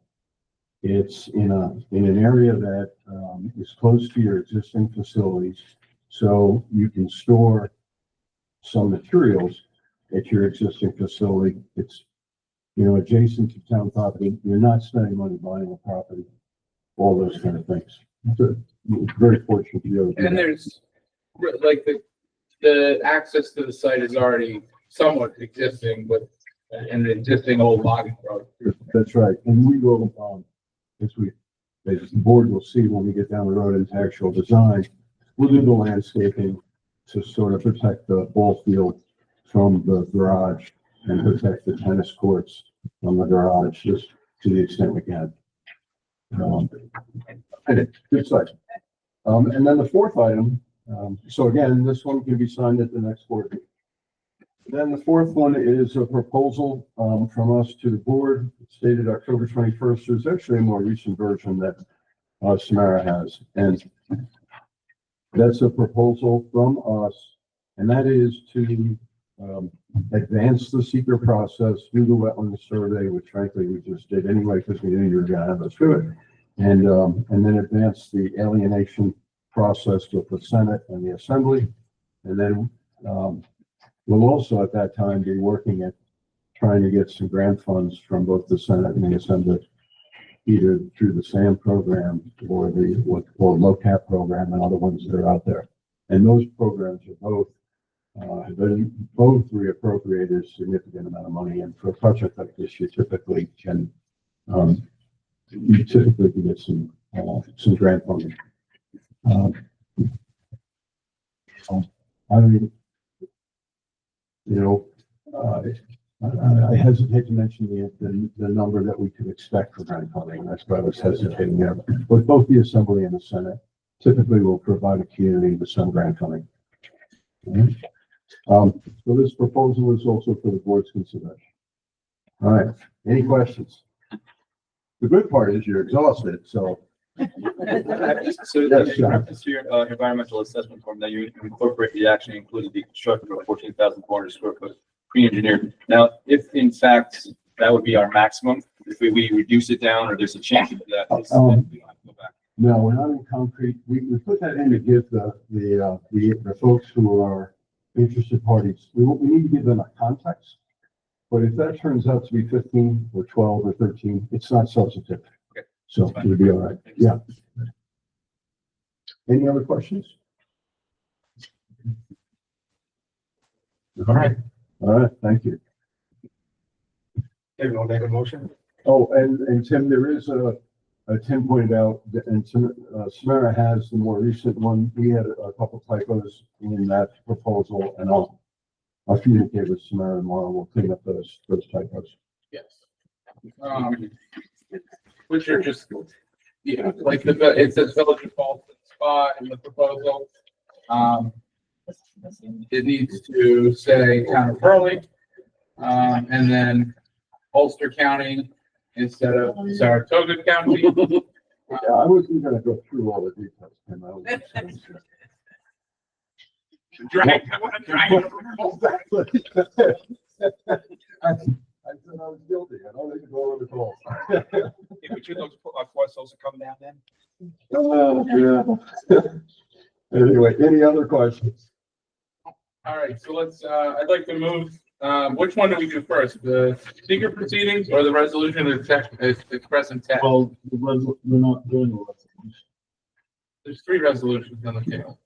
You can do them all tonight, or you can look at them some more and do the next time you get her. I would, if you're gonna do them tonight, I would do the intent one first. All right. These resolutions were given out last month also. Yeah. They were given out, so I'd like to, well, I'd like to move that we adopt the resolution to express the town board's intent to alienate certain parkland and substitute certain other parkland. Do I have a second? second. So, yeah. Any discussion? All those in favor? Aye. Next. All right, I'd like to move that the town adopt resolution that initiates secret proceedings for a new town highway garage, classify action, declare lead agency, and coordinate review. Do I have a second? Second. Any discussion? Yeah, I just have one question here. I'm just trying to make sure I understand. So you have, the proposal that, this proposal. Yes. Which addresses task 4.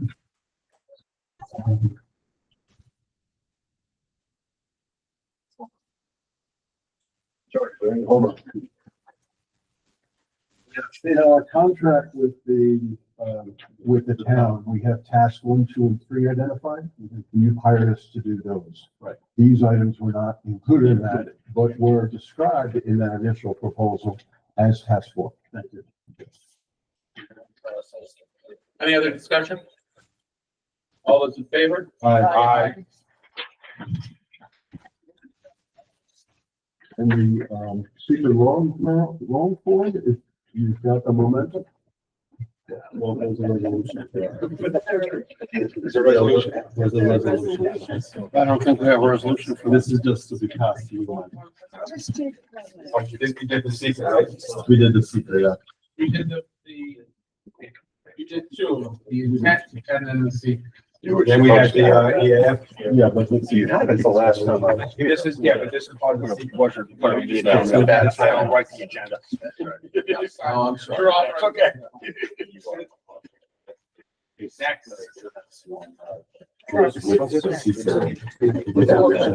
We need to buy the highway department truck.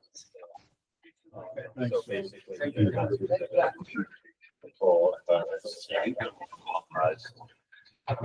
Okay. So I want to sign this. Great, based on the other two. Yeah, because that was exhibit three.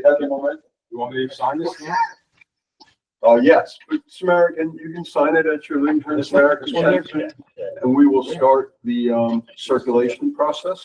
Get it out to the, different agencies. We'll do that mailing, for the town, yes. And then we'll give Samara, the full document that we send out. I can sign it right now. Give it to you. Bet. Have we hold it to you? Yes. Make sure it makes a copy of it. When you get it. The record reflect Mike has signed that. You guys want to visit me again?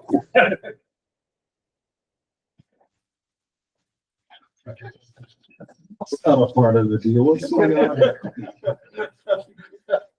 I'll bring Andy next time.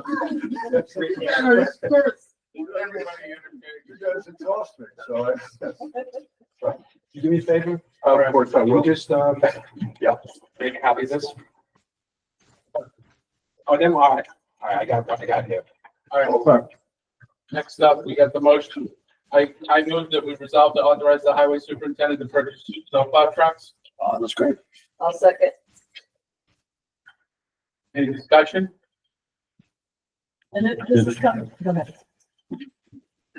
This is coming out of capital fund? Let's have Mr. Schultz Capital explain how this is being funded. We're getting some sugar too. I got payday. You want payday?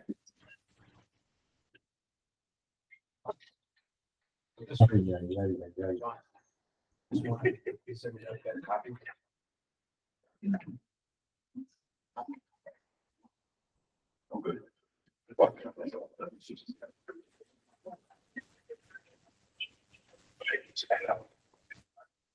So you'll send us a change, correct change?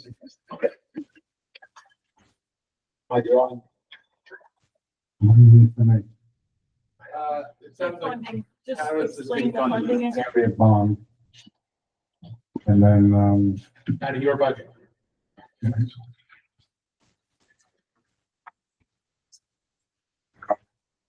I don't know what's left in the 3H because at the audit meeting last year, there was a resolution that said that there was $335,000 transferred into 3H.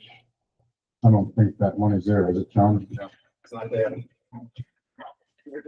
So, with the budget that you are passing or have passed, and, with my due diligence to manage the money over the next year, my hope is that every year we'll have the money in the budget from the highway on an unexpended fund balance. That was always my goal, and then if there's any grants that we can find, that we will also apply. You're gonna add this into your budget. My goal is to try to set the town, the reason that we're doing this is I'm trying to set the town in a good place for the next 5 to 10 years because of the regulations that are coming down. The new emission standards are coming down. They're gonna put 48 volt packs on the trucks. You're gonna have to re-engineer all the wing plows and everything. My guess is the trucks are gonna go from 300,000 up to 500,000-600,000. We don't know what kind of fuel they're gonna have yet. I'm sort of leaning hydrogen. I don't know what to tell you. Everybody's in the same They situation. just opened up that big hydrogen generator in Europe and they have the one producing here. So I don't know what fuel, but if we get ourselves situated with a fleet that we can work with and don't have to spend gazillions of dollars repairing, we can make it through until whatever fuel they come up with. Because we already know that they've turned down electric because the electric trucks didn't work in the test state. The batteries lasted 45 minutes. And that was just with the friction of the plows. So, the vision is to look out, try to get us into a position where when it comes time to buy these new trucks that we're in a position that we can actually afford them. So. Okay. Thanks, Mike. I would like to say as part of the discussion, if it's Debbie, you have something? No, I'm not sure where the funds are coming from. I didn't quite understand. The highway. Sorry. He's bonding, and then the money to pay the bond comes out of the highway. Yeah, Does it say that? and there's a contract number here that's just the asterisk. What does that mean? That's the contract numbers for,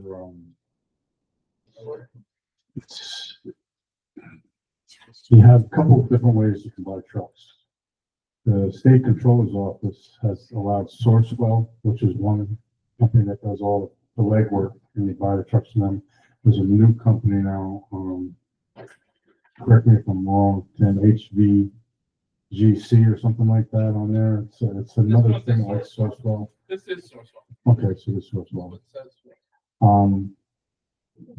So you go out, you bid the trucks, and then we got a local upfitter, so the trucks are manufactured at Kenworth. They're gonna come to Ellenville, to Reed Systems, and then Reed Systems is gonna upfit them with the dump bodies, the plows. Do you have a contract already? A contract number? Signed a quote, I didn't sign I haven't signed a quote yet on these, I signed a quotes on the other two. They're already in the works, and then we'll do these, so that'll give us. I think I understand what you're saying. So there's asterisks where the bid contract number should be. Why is We don't have it yet. That's the Sourcewell contract with OSG, Washington State General Services, and then with the control zone. So the question is, do you have that number, yes or no? It's on the resolution. Yeah, if you look up on the screen, Mike. Oh, Look where I highlighted. it should have been put in there. The new one should have that in there because we have the quotes. Just want to make sure what we're passing this. This. You have, Mike, you have the code that Should have each year how much that is going to be. Let's say, for example, $600,000, it should be $120,000 each year. Now we're going to have to come up with an order to put in capital refund to pay the bond each year. I don't know if it's a 5-year term or not. You should think you should have. Yeah. Well, yeah, I was actually going to get to that, the bonding issue, because that's not clearly stated on the No. resolution as well. Yeah, it's just saying that we're paying out of 347,182.15 out of capital fund 3H highway. But But we that's just said not- that it's not there, right? it's not there, right? So we can't, this has to be correct. You got a capital fund? I do. I have them as of 8/31/2024. There is $300,032 in there. Hey, Mike, let me check on So that. that, there is a percentage of that. Well, I don't know if you want that to money look is for the first two trucks. Right? That $331,000 in there is for the first two trucks. Is that encumbered already by those purchase of those trucks? That I don't know. Okay. That I couldn't tell you. Was there a purchase of other trucks? There was that two had- trucks for, last month, that comes out of 331. Out of I thought 3H. that was And that wasn't this? 600,000. No, Well, And you definitely don't have that. we need to settle this, and the reason why I want to settle this is as such, okay? The vehicle purchases with the mandates that are coming from New York, okay, which Mike can speak to, it's forcing us to new technology. So when any new technology comes out, for instance, at the introduction of the automobile, to take a stock market investor's perspective here, right? There were over 100 companies making cars here in the United States, right? The stock play would have been to short harness manufacturers for horses. It would not have been to invest in any of those car companies because none of us had a crystal ball to know that, Henry Ford, Walter Chrysler, and the people that founded GM were gonna, like, that amalgamation No, and was gonna, basically Not arguing. adopting an old technology that we understand so that we can get ourselves out into the future Yes. to the point where, No, okay, I'm not, that is I the got main that. reason why this is I got all being that. done in I a just rush. want to know where the money is.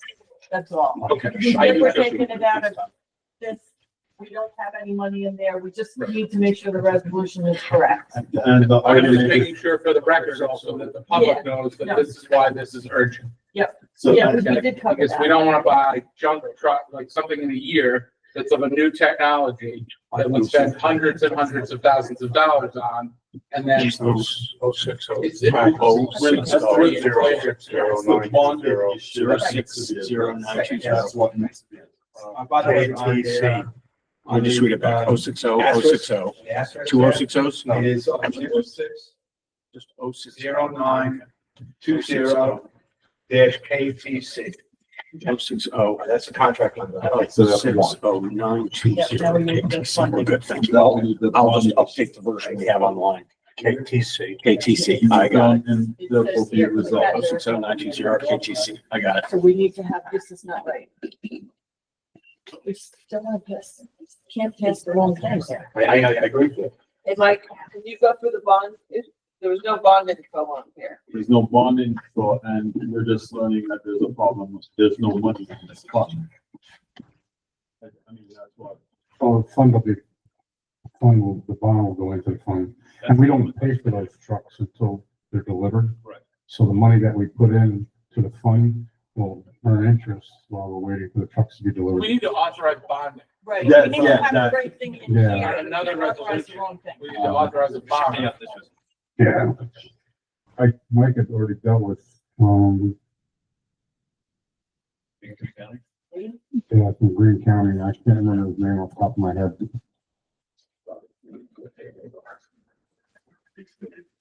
What's our timeline in reference to the quote that you got?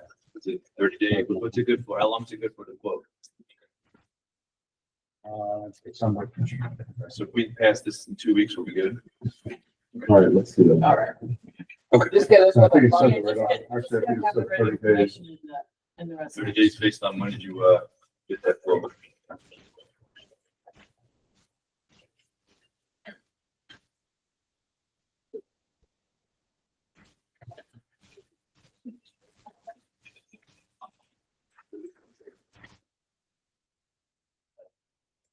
We're gonna do it in 2 weeks. Okay, all right. We're gonna do it in 2 weeks. I just want to say something. As of September 8th, 2024, Highway 3H has a total amount of $509,157.14. We already did two We trucks out of that. reallocated money. We did 2 trucks out of that. We reallocated. I didn't know that was done. That we did do that. We reallocated the money because you haven't done that yet. That we have not done that. That's a number you have. Once you reallocate those numbers that we've utilized incorrectly, that have to be put back in that. You had to do a resolution to do We that. need to fix That number is correct once you make that transition. You have to do a rebalance with a resolution, with this from this fund after that. So as of right now, there's 332,000 in there. What's the date on that? Quote good until 11/20. 11/20. I have Well, that's not gonna. August 31st. I have September 8th. I understand that, but the money's, Our meeting. the change in funds is what you're seeing is the allocated monies that were taken out of there incorrectly. That we We reclassed it. You have to reclass, but you have to do that via resolution. So that number's correct when you do that resolution. I believe we already did the reclass resolution. Yeah, oh, then I missed, maybe I missed that meeting too. We did that. No, we haven't done any resolutions to change money. We did that. I don't, maybe. I didn't.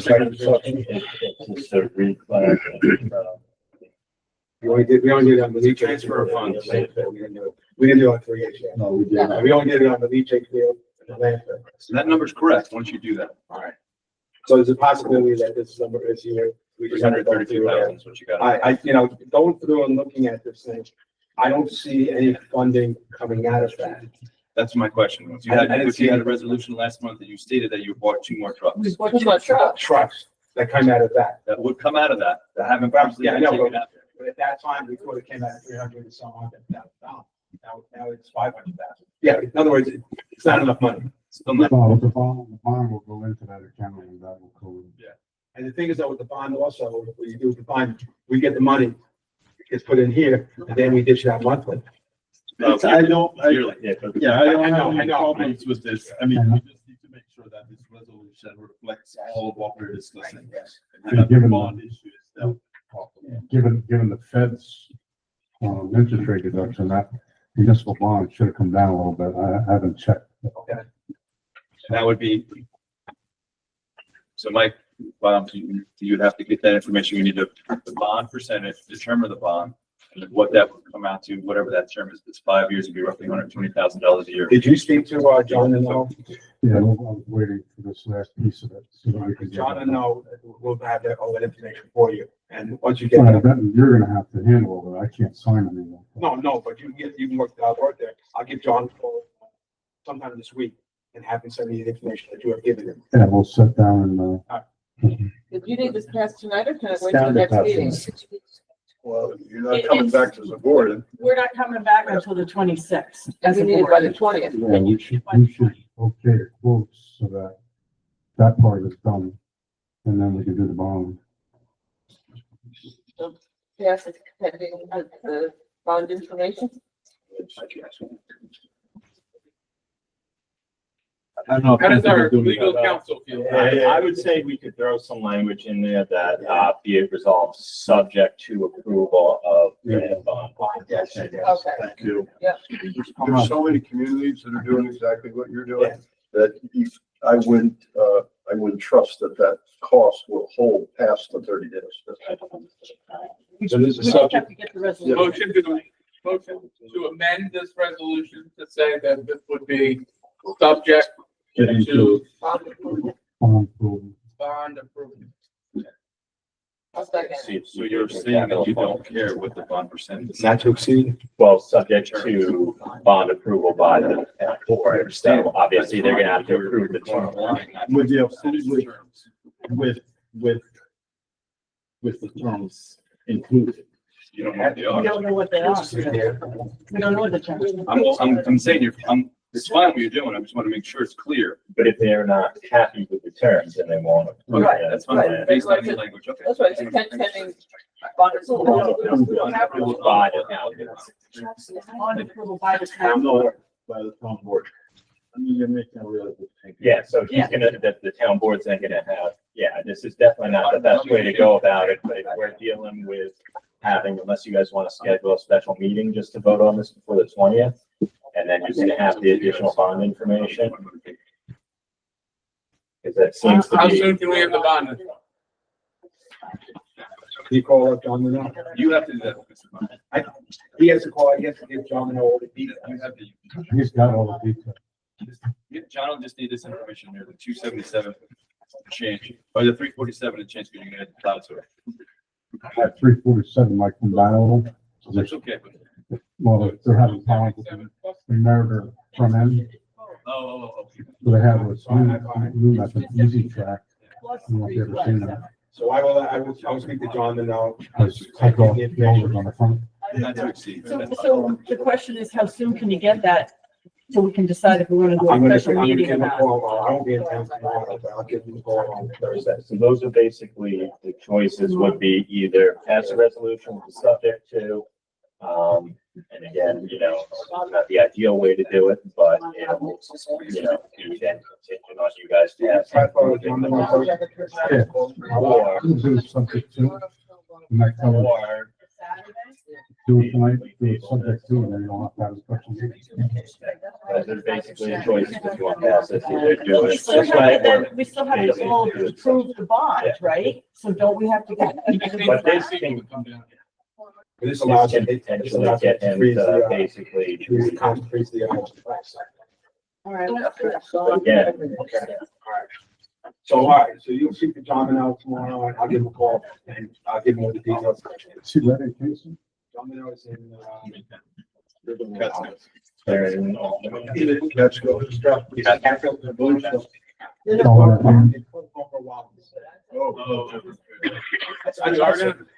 We're gonna do it? This motion I don't know, tonight? wait a minute, It's there's up- it's up to you still guys. on here. What- Yeah, Why are there's you still saying that? discussion. He's asking where John, please.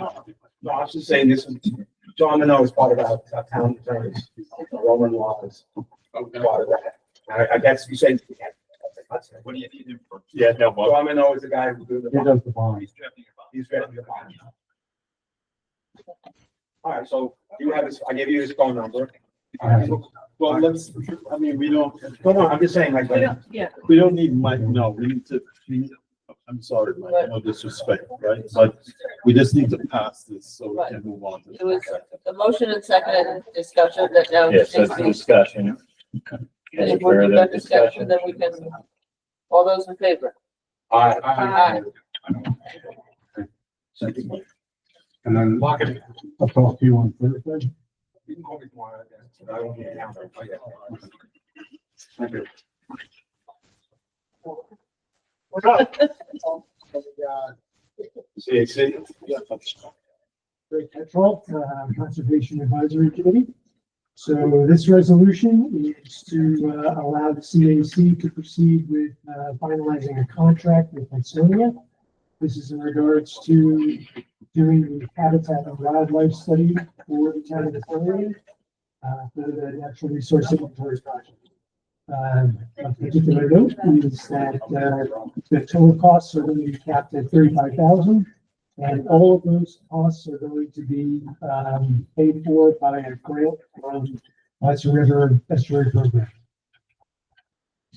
Okay, got a question to ask you. This, we don't have the grant yet, do we?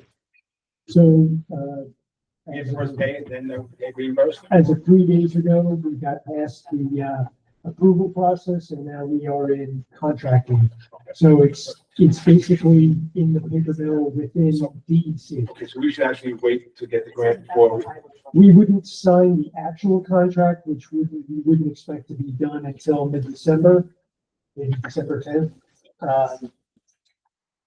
And at that point, we should have the grant approved. Okay. So, I'm sorry, the 35,000 is coming from where? Grant, it's a grant that's coming from the, What's on the not from what's on here. DC? So the grant is from Hudson River Estuary Program. The state. Okay. So if we don't get the grant, we're not contracting with Hudson. Correct. Okay, So this is just to allow us to get to that point.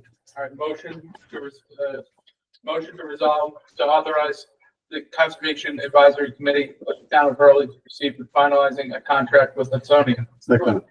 All those, any discussion? All those in favor? Aye. Thank you very much. Oh, by the way, I'm not, Lynn, I just got word from Kristen Schauer that we are in line for another grant with Climate Smart for $22,500, and that money is going to go. It's not here. All right, that money at $22,500 is going for electric mowers, batteries, electric weed whackers. And that way, what we plan on doing in this coming year is to instead of contracting out mowing, we have our maintenance guy using this equipment. Right, because they cut off submitting, they cut off submissions Yes, a few days ago, and it was like, okay, where are we in the pipeline? and I just got a phone call from That's the Kristen answer. Good. saying that we are in line for that $22,500. Great. Good job. Thank you. Yeah. Let's say the 25. Plus 25,000, yeah. Drought condition and burn ban is still on. Drought, there is a 500-acre forest fire in Denning. That it's nice and contained, but there's no such thing as containing a fire. So like, we are really cautious about this. One of the things that in the burn ban, I guess, talking about fireplaces, is that excluded? You tell me, this is your town. I know things that like contain grills are, It's all outdoor. right.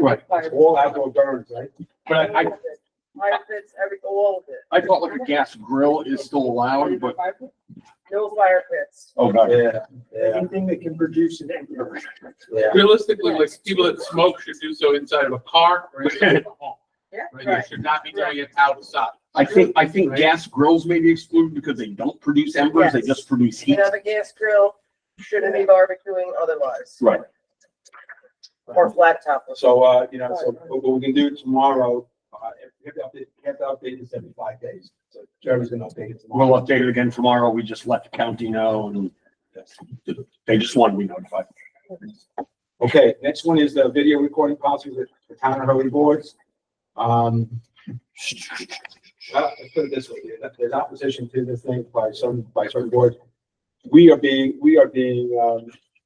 recorded. The CBA is being recorded.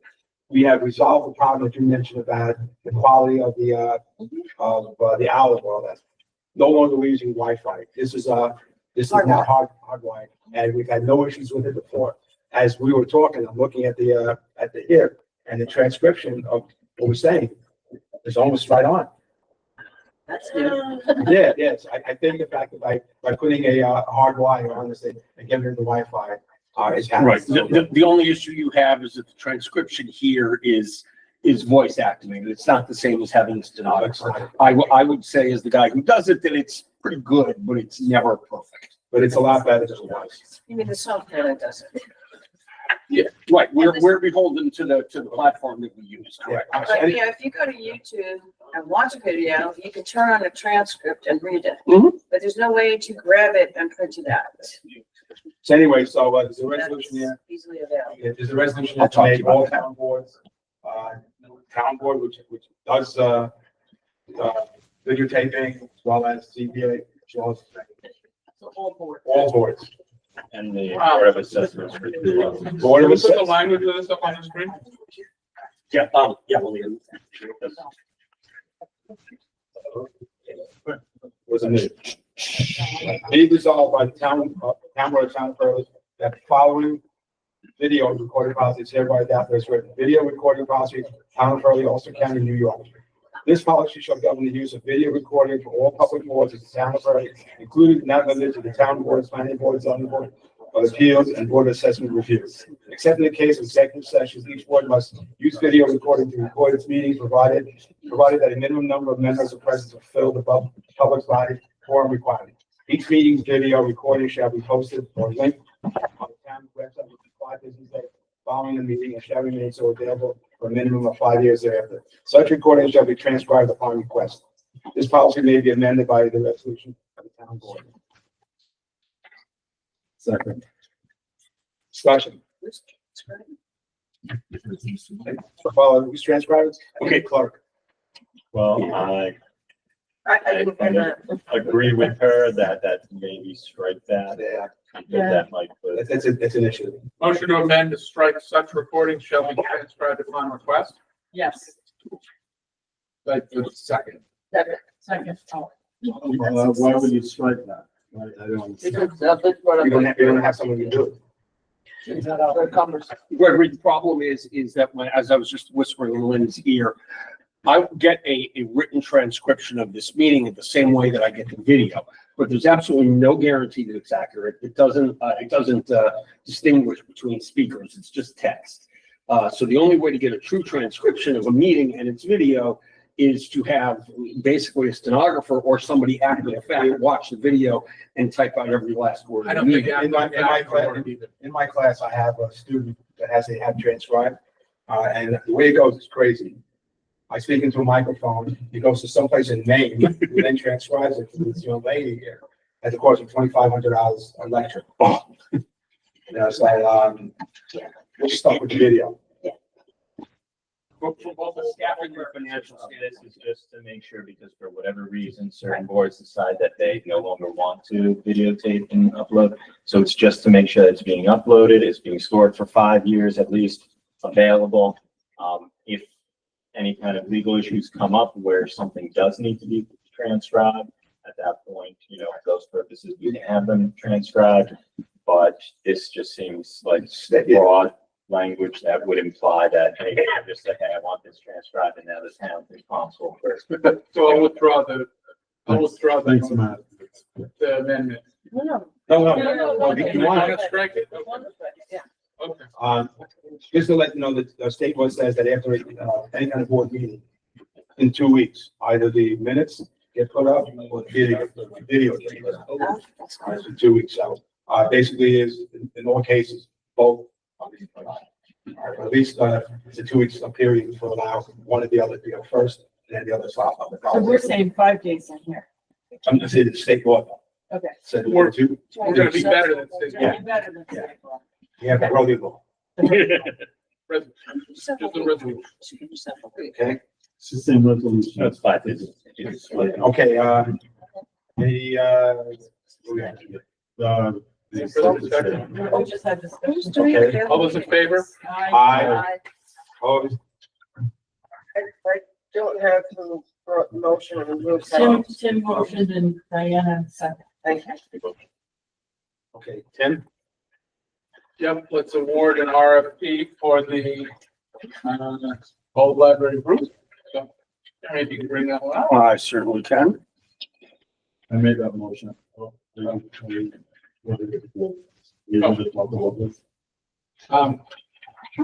Yeah, we've Did you give us a, motion to resolve to award the bid for the 44 Mason Group, the CFJ contract report. Second. Any discussion regarding this? what is this?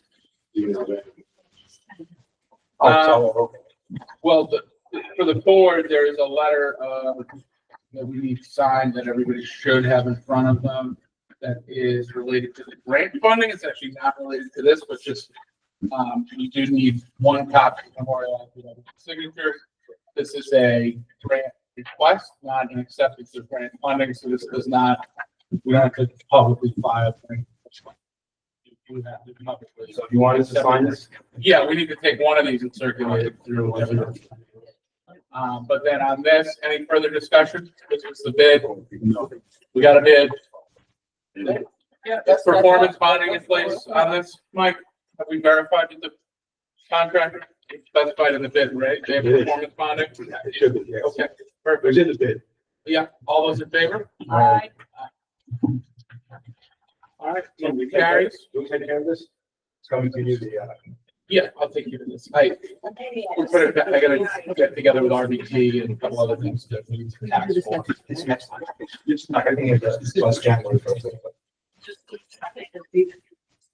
We're asking for $375,000 to do the full remodel on the old library. Carry. Yeah. And then this is not being used, it's directly in the government. Yes. Yes. Yes. Yes. All right, next thing here is just, these are just something I want you guys to look at. These are the, our community solar. I'm sorry. Sidewalks. That's Go okay. ahead. Or sidewalk, I mentioned, we've talked about, Sidewalk and, yeah, we've talked about the blue stone needing to be replaced, right? They're replaced. I just want to say, when we had that, when the Heritage had the Heritage Day, I saw somebody fall off. And it didn't get hurt too, but like, we can't be having that kind of thing if it's a need of here's the repair. thing, I've spoken to both the, Heritage Commission. Right. And also the Historical Society of New York State and so forth, because there's funding for that. We're not funding our income level, income is too high, to get any kind of funding. For some reason, I don't understand, it's not a heritage designation or an historical designation. I don't know what kind of designation they're requesting, this kind of thing. So the safety committee is, we actually just had a meeting with Woodstock. So we're looking at how to do a bigger historical or heritage area. Like a corridor? Yes. So we're investigating that, and we're also going to do in our comprehensive plan something called complete street statement that says we want to do sidewalk, pedestrians, or, bikes and vehicles. And we're talking in discussion with them as well to go after some grants to do some like pathways and things like that. So the bottom line is, I think by doing this, looking at either historical corridor or heritage, and doing the complete streets will line us up potentially to get some funding for things like this. Not that it's an answer for today. Right, because somebody fell in the library and we had to pay a certain amount of money Yeah. for the library. So, I mean, if I'm just saying that not be having any events, that may increase that, the sidewalk, My understanding was the fall in front of the library, that was the library's insurance. Right, no, that's what I'm saying, the library had to bear that, in front of it, so I'm saying. Over the bridge, which isn't in front of anybody's house, so I'm gonna guess that would be us. The sidewalk on overpass Yeah. going towards the church. Yeah, coming from the church. Coming up, Coming, up this way. Yeah. And, Unless it's in front of a property owner's home. right, so. If I'm it's saying a it's- bridge, then Right, and I'm just saying that the. So, but I know we put it in, so I don't know, that's why I didn't know who was responsible. Well, here's the thing, when I called up the guys for sidewalks for Old Hurley, $1 million. Well, I mean, it's something we have to, It's our problem. It's an amazing situation because, Main Street is a county road, but we are responsible for the sidewalks, which is, That was the deal. When we did the Bluestone, the county, they offset a little bit of it with some of their construction crews, but it is inevitably the town, responsibility to maintain. Snow removal, so on and so forth. we want, We snow blow that? yes. Okay, Well, I just think something to keep in our mind, because bad thing. you asked also about the Stango property, right? Right, the Stango house, Yes, Paul, I don't have the, you gave me here. because I thought we were gonna, the last meeting, we were told we were gonna get a proposal of how much we want to spend, or what we wanted to do next, depending on how much it's gonna cost. So, that's what I'm looking for. All right, you, I don't have that paper you gave me about the Stango maps, and you said it now comes up to the town board, we have to pass like a resolution. You remember that? You have to hold a public hearing under the unsafe buildings law, chapter 97. And then after the public hearing is concluded, you can take action on an RFP. I believe it should be staged. The house is accessible right now to the growth. Clean the property and cut the growth back, and then I can go and do a better evaluation of the building itself. It's not safe to approach right now. And the thing is, all the money that's costing us, the town, Right, they get it, tax. All right, so, but who the next step, are you waiting for us to do something? They have Town board action. Okay, okay, so what are we waiting for? No, but have you provided a report to the town board? We gave physically report with visuals. Okay. And a recommendation on legal citations. Okay. Everybody here. Okay. We need to resolve, So then, we need to resolve to get the place demolished, cleaned out. well, so, That would have to be determined once he gets. Well, Yes, I yes, gotta they decide. get up to the building and evaluate it, and as far as recommending demolishing, I don't know that it's gotten to that point. The building does have to be secured under the state property. so now the town board, we have to, initiate a public hearing, that's where we're at with this? Yes, Okay. I would suggest that you, talk to council and have him draft a resolution. Okay, can you have that There's going for to the be a next meeting? notice that has to be served on the property, with the day, so, yeah, so that's. Yeah, the notice has been served, I waited the 30 days as prescribed by local law, and that's when I Thank you. provide the report to the town board. Just one other note, Hurley does have a prior notice of defects law, so if someone becomes injured on the sidewalk, there is a law in place that addresses that, but that applies to town. Just so you're aware of it. I mean, that's something you want to perhaps revisit. Especially since they're talking about defects on the record that is town board meeting. I said, it, when people get injured, I'm the one that usually call to inspect it, so I'm aware of it. I have our full recommendation here. This is the hearing, section 64(9) here. Town board shall conduct a hearing with time and place specified in the notice. It may adjourn the hearing from time to time until all interested parties are heard and until the hearing is completed. At the conclusion of the hearing, the town board shall determine by resolution to either revoke the order to repair or remove, modify said order, or continue and affirm said order and direct the owner or other person to complete the work within the time specified in the order at such other time as shall be determined by the town board. In the event that the owner or occupant or other person having an interest in said premises shall fail to appear at the hearing, the town board can take any of these actions above, and such person shall lose the rights to be heard before the town board. And therefore, all the fees that are encumbered by the town then get put on the tax bill. Did you pay the taxes, right? Does that mean we're current on? Taxes are current, they would pay. Yeah, we'll pay January, yeah. So this will be added on to it, and if failure to pay this thing, we'll close it next. But Matt will then have a resolution for the next meeting? Well, yeah, and we definitely need. And can I get a copy of the notice that was posted on the house? Yeah. Okay. Thank you. Any response from the property owner on this, or I'm sorry? any response from the property owner? No, and I've called and left two cordial messages. I just want to open the lines of communication. They were non-threatening. They were very cordial. She's a resident, she's a taxpayer. Well, They don't live there. I just want to talk to her, but. Yes, they do. This one was the last renew. Yeah, the number I called was an impulse number, yes. Oh, I know, 12 years. I mean, it's okay. It's not working. And then Russell Road, Russell Road, okay. What's going on Russell Road, Mike Schultz has, the way Russell Road comes out, the way Schoolhouse Road comes out, Russell Road, it funnels this way.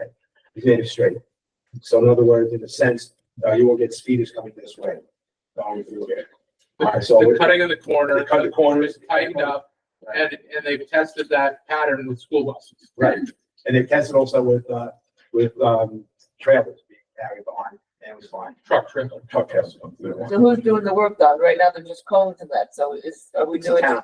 But I mean, are we actually gonna do something like? Yeah, they moved the stop sign already. Yeah. And they have cones there. Well, I know they got cones and lines, so what's? No, isn't there metal posts now? Yes. I think Yeah. metal posts for Scott's. Yeah. But I think they're gonna remove, I thought they're gonna They moved the pavement. pavement. They cut the pavement out. At some point, Yeah, they took it to cut the pavement out. striping needs to be done. So it, and then, yes, and they're gonna do that kind of. All right. Community Solar called me up. They would like, the kicker, they want to have a community solar for town building. Now, the town hall here cannot be part of it because we have solar panels here. Highway garage, transfer station, park, old library. Probably even a library is also maybe. Does it save us money? It's 10% less. Municipal, we don't own it. Right, okay. It would be 10% less with community solar coming through. This is the company out of Westchester.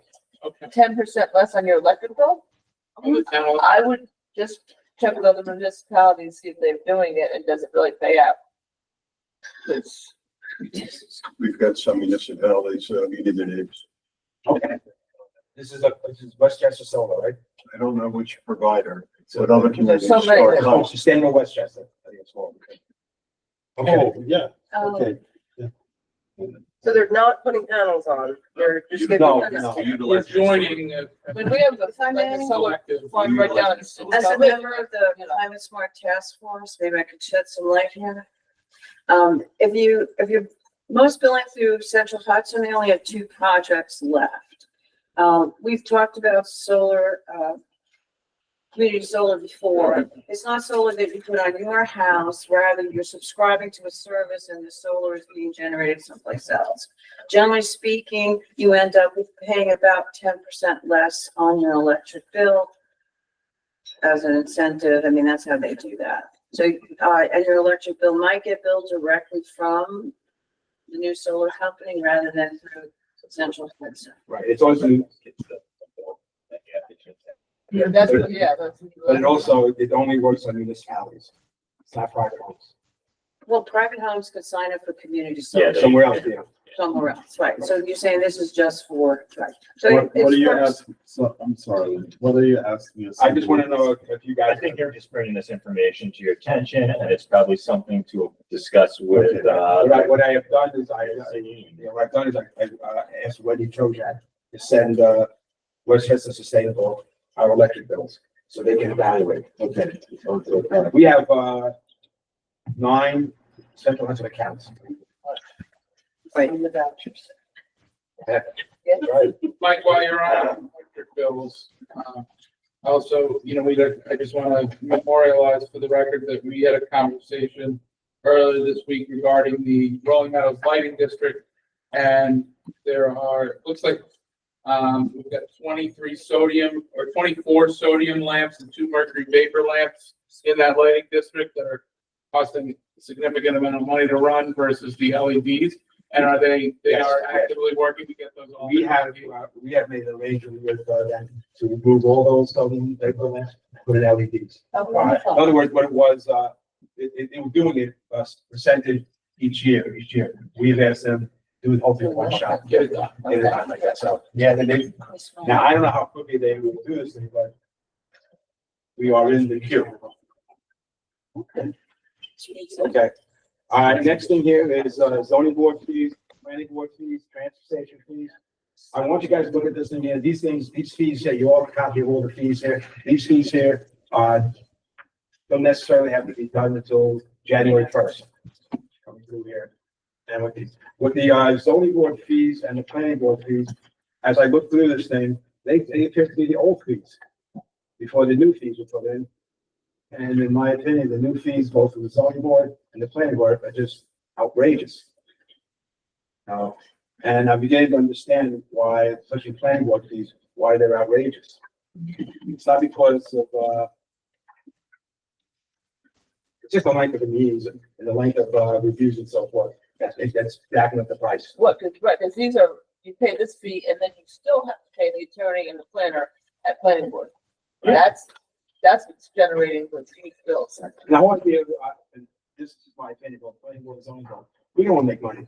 No. You know, this has, no, this is a break-even situation. This is not a money grab. So these are our taxpayers. You know, they pay enough already to get their taxes. This is something that should be done and taken care of. All right.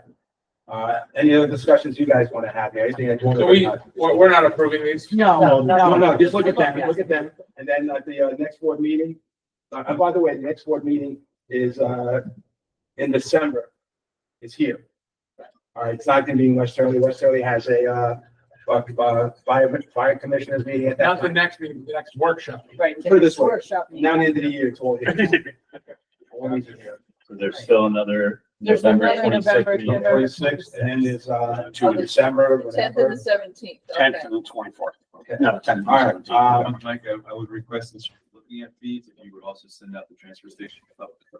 we have it, it's there. Yeah. No, To the whole, to the whole. the whole thing. Oh, all right. Well, we have a transfer station fees there, right? Yeah, but The is new it one. all of it? Yeah. The updates for all done. Oh, I don't know. I don't have it in mind. Not all of it. What's the resident permit? Like, these are non-resident permit. What's the residence permit? These are the changes. So everything else stays the same. Everything He's suggesting you send the whole thing out and show what's Well, out. here's everything, yeah, See, you're right. entire- But here's the thing also, you can actually go online and look at the fees here. and compare this. These are just the changes. All right. Okay. Yeah, these are just the fees here. So what is the difference between a non-resident transfer station permit and a non-resident recycling permit? All right, right now, there's no cost for recycling. If you bring municipal waste come in, you get charged for it. If you go and bring recycling, you can just drop it off there. You don't Gotcha. require a permit. And so what we're trying to do is. So I thought you needed a tag to get in regardless. Right. The thing is, what's happening is basically. So you don't currently need a tag? You don't need a tag for the recycling. However, we are paying for recycling. You know, it costs us, I think, $135 every pull for recycling. And not only that, though, if the recycling is rejected because of dirty, become part of municipal waste, we then get charged $135 per ton and that kind of thing. All right, so basically what it is that suggestion made is to have a recycling permit for non-residents. And for residents, there is no need for it.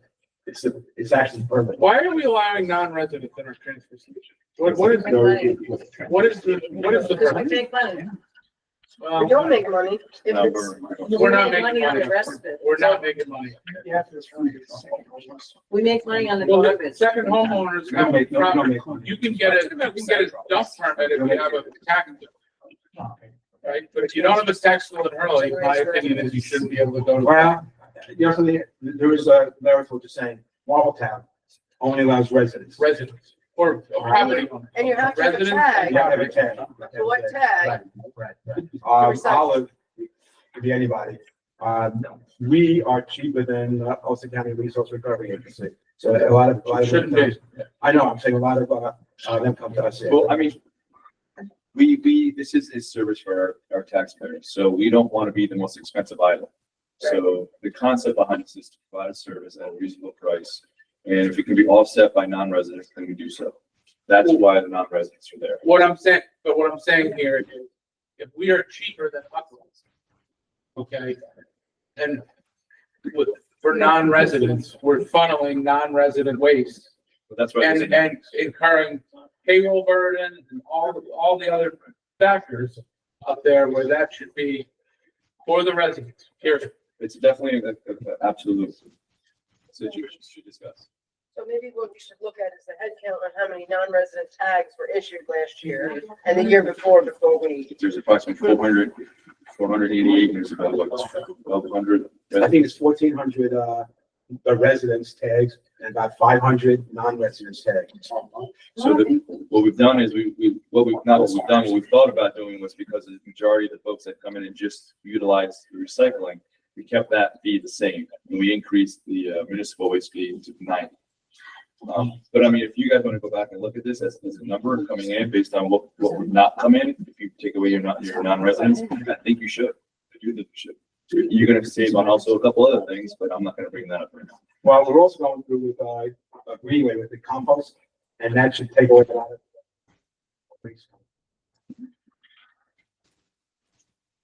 Okay. And they're quantifying the project that's moving along, right?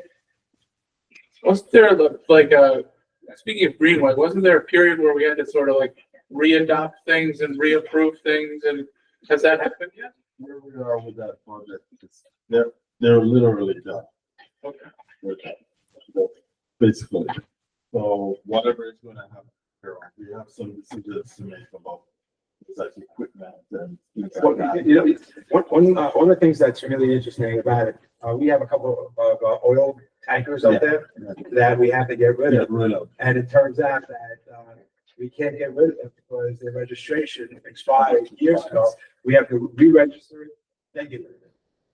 Don't do it. So Greenway is going to do that. Doing a lot of that. Doing a lot of that work to get it.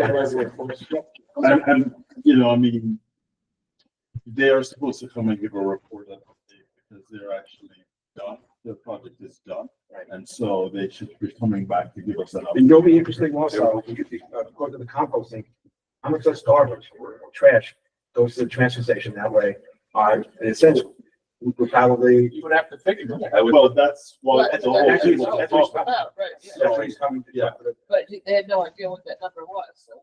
Right. Yeah, well, nobody, until the research was done. You're kind of leading the path there, so to speak. Yeah. Well, we have got many comments that we are the only in Ulster County. Yeah. Yeah, we are the only. We're the only county that does that. So it's good. Yeah, we're taking the lead in the waves in this town. The Board of Action.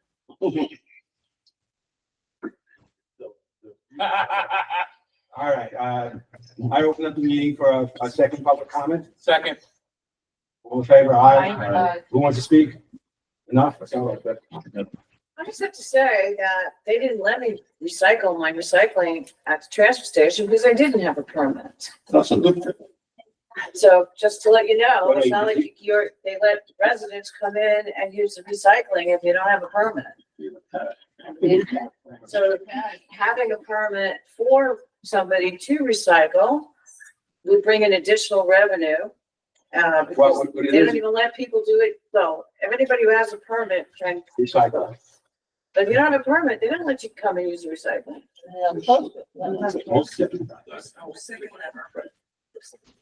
You can pay for a day pass. Daniel said that, you don't need a permit, the permit to recycle. You have to. To recycle? Everything, Who's yes. talking to the public? Or you can get a $10 service fee for that. That's dropped. And every time you come, so you come multiple times that day, it's $10. So in other words, for a non-recycle, for a non-resident, they don't have to buy no, for a non-resident, they don't have to buy the $60 permit fee. They can buy the 20 recycling permit. No, that's for a resident. Non-resident, you still have to pay the $60. Currently, it's $60. Even for recycling. Even to do recycling. That's why we didn't lower that or raise it for the junkie. So it would be nice if residents could recycle things there without having to purchase a permit. And. The only thing we do know. We do know that. Yeah. You have to have a permit. Oh, but there, Would you know if you're a resident? huh? Well, Would you know if you're a resident? I have a driver's license or I have car registration. That's how you know. What is the, People going up. what's the thought for breaking down between a transfer station permit and a recycling permit? Why wouldn't you just do one permit? It's one line when you go in, it's not like you have two different gates. What do we have on the? What's the thought? It's brought to the board. You guys don't think you guys can. Right, you can do whatever, yeah. Okay, all right, any other comments? You might get more people to buy. I might have bought a renewal, if If it was a separate permit just to do renewables, I might have purchased it. That's all. But then the We're gonna guys, fix that. We're gonna fix this. but the guys at the facility then have to designate people and say, okay. Right, yeah, that's what I'm. Purchase white stripe tags, you can go to that area, but you can't go over here because you're bringing white stripe. Okay, Anybody else want to speak at the public hearing? you spoke I to that. mean, public Comment. comment.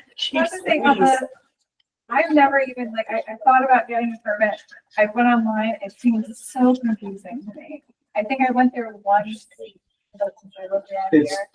And like, just like, I don't know what to do. It's very confusing. Like, even if there's like some kind of like, You could buy it at the transfer station, so just Huh? go up. You could just go up. Instructional video to how to use the trailer. No. An instructional video of how to use the transfer station. no, Come on, you gotta back up to here and offload the trash and then pull over here and off. No, you know what it is? like, people in the area are like, I'm so sick and tired of this management, so sick and tired of this wage. Like, you know, I pay some local guy to come and get my trash, but like, you know, I don't pay. You have multiple options. You can go online, you can come to the town clerk, or you can go to the transfer station and purchase those. You know, Elizabeth, what you can do also, they are so helpful. If you don't know what to do, you just ask them and they'll help you. Not only that, though. You get big, that's kind of like. They're They're very I'm good. saying, like, I've been turned off by just like going on the website. I'm just letting you know, there's probably other people that feel that way. Like that website was very confusing. I was like, oh, what is that? But you know, I'm not telling one. All right, okay. So like I said, You know, they've changed the whole website. That was kind of wild. okay. Then, All right, okay. All right, I make a motion to close public comment number 2. Second. Any discussion? No. All right, close public hearing. All in favor, yes, Aye. Executive session. All right. This is gonna be quick. You said that last time. That was 45 minutes last time. 8:55, executive session. All right, Mike, the executive session.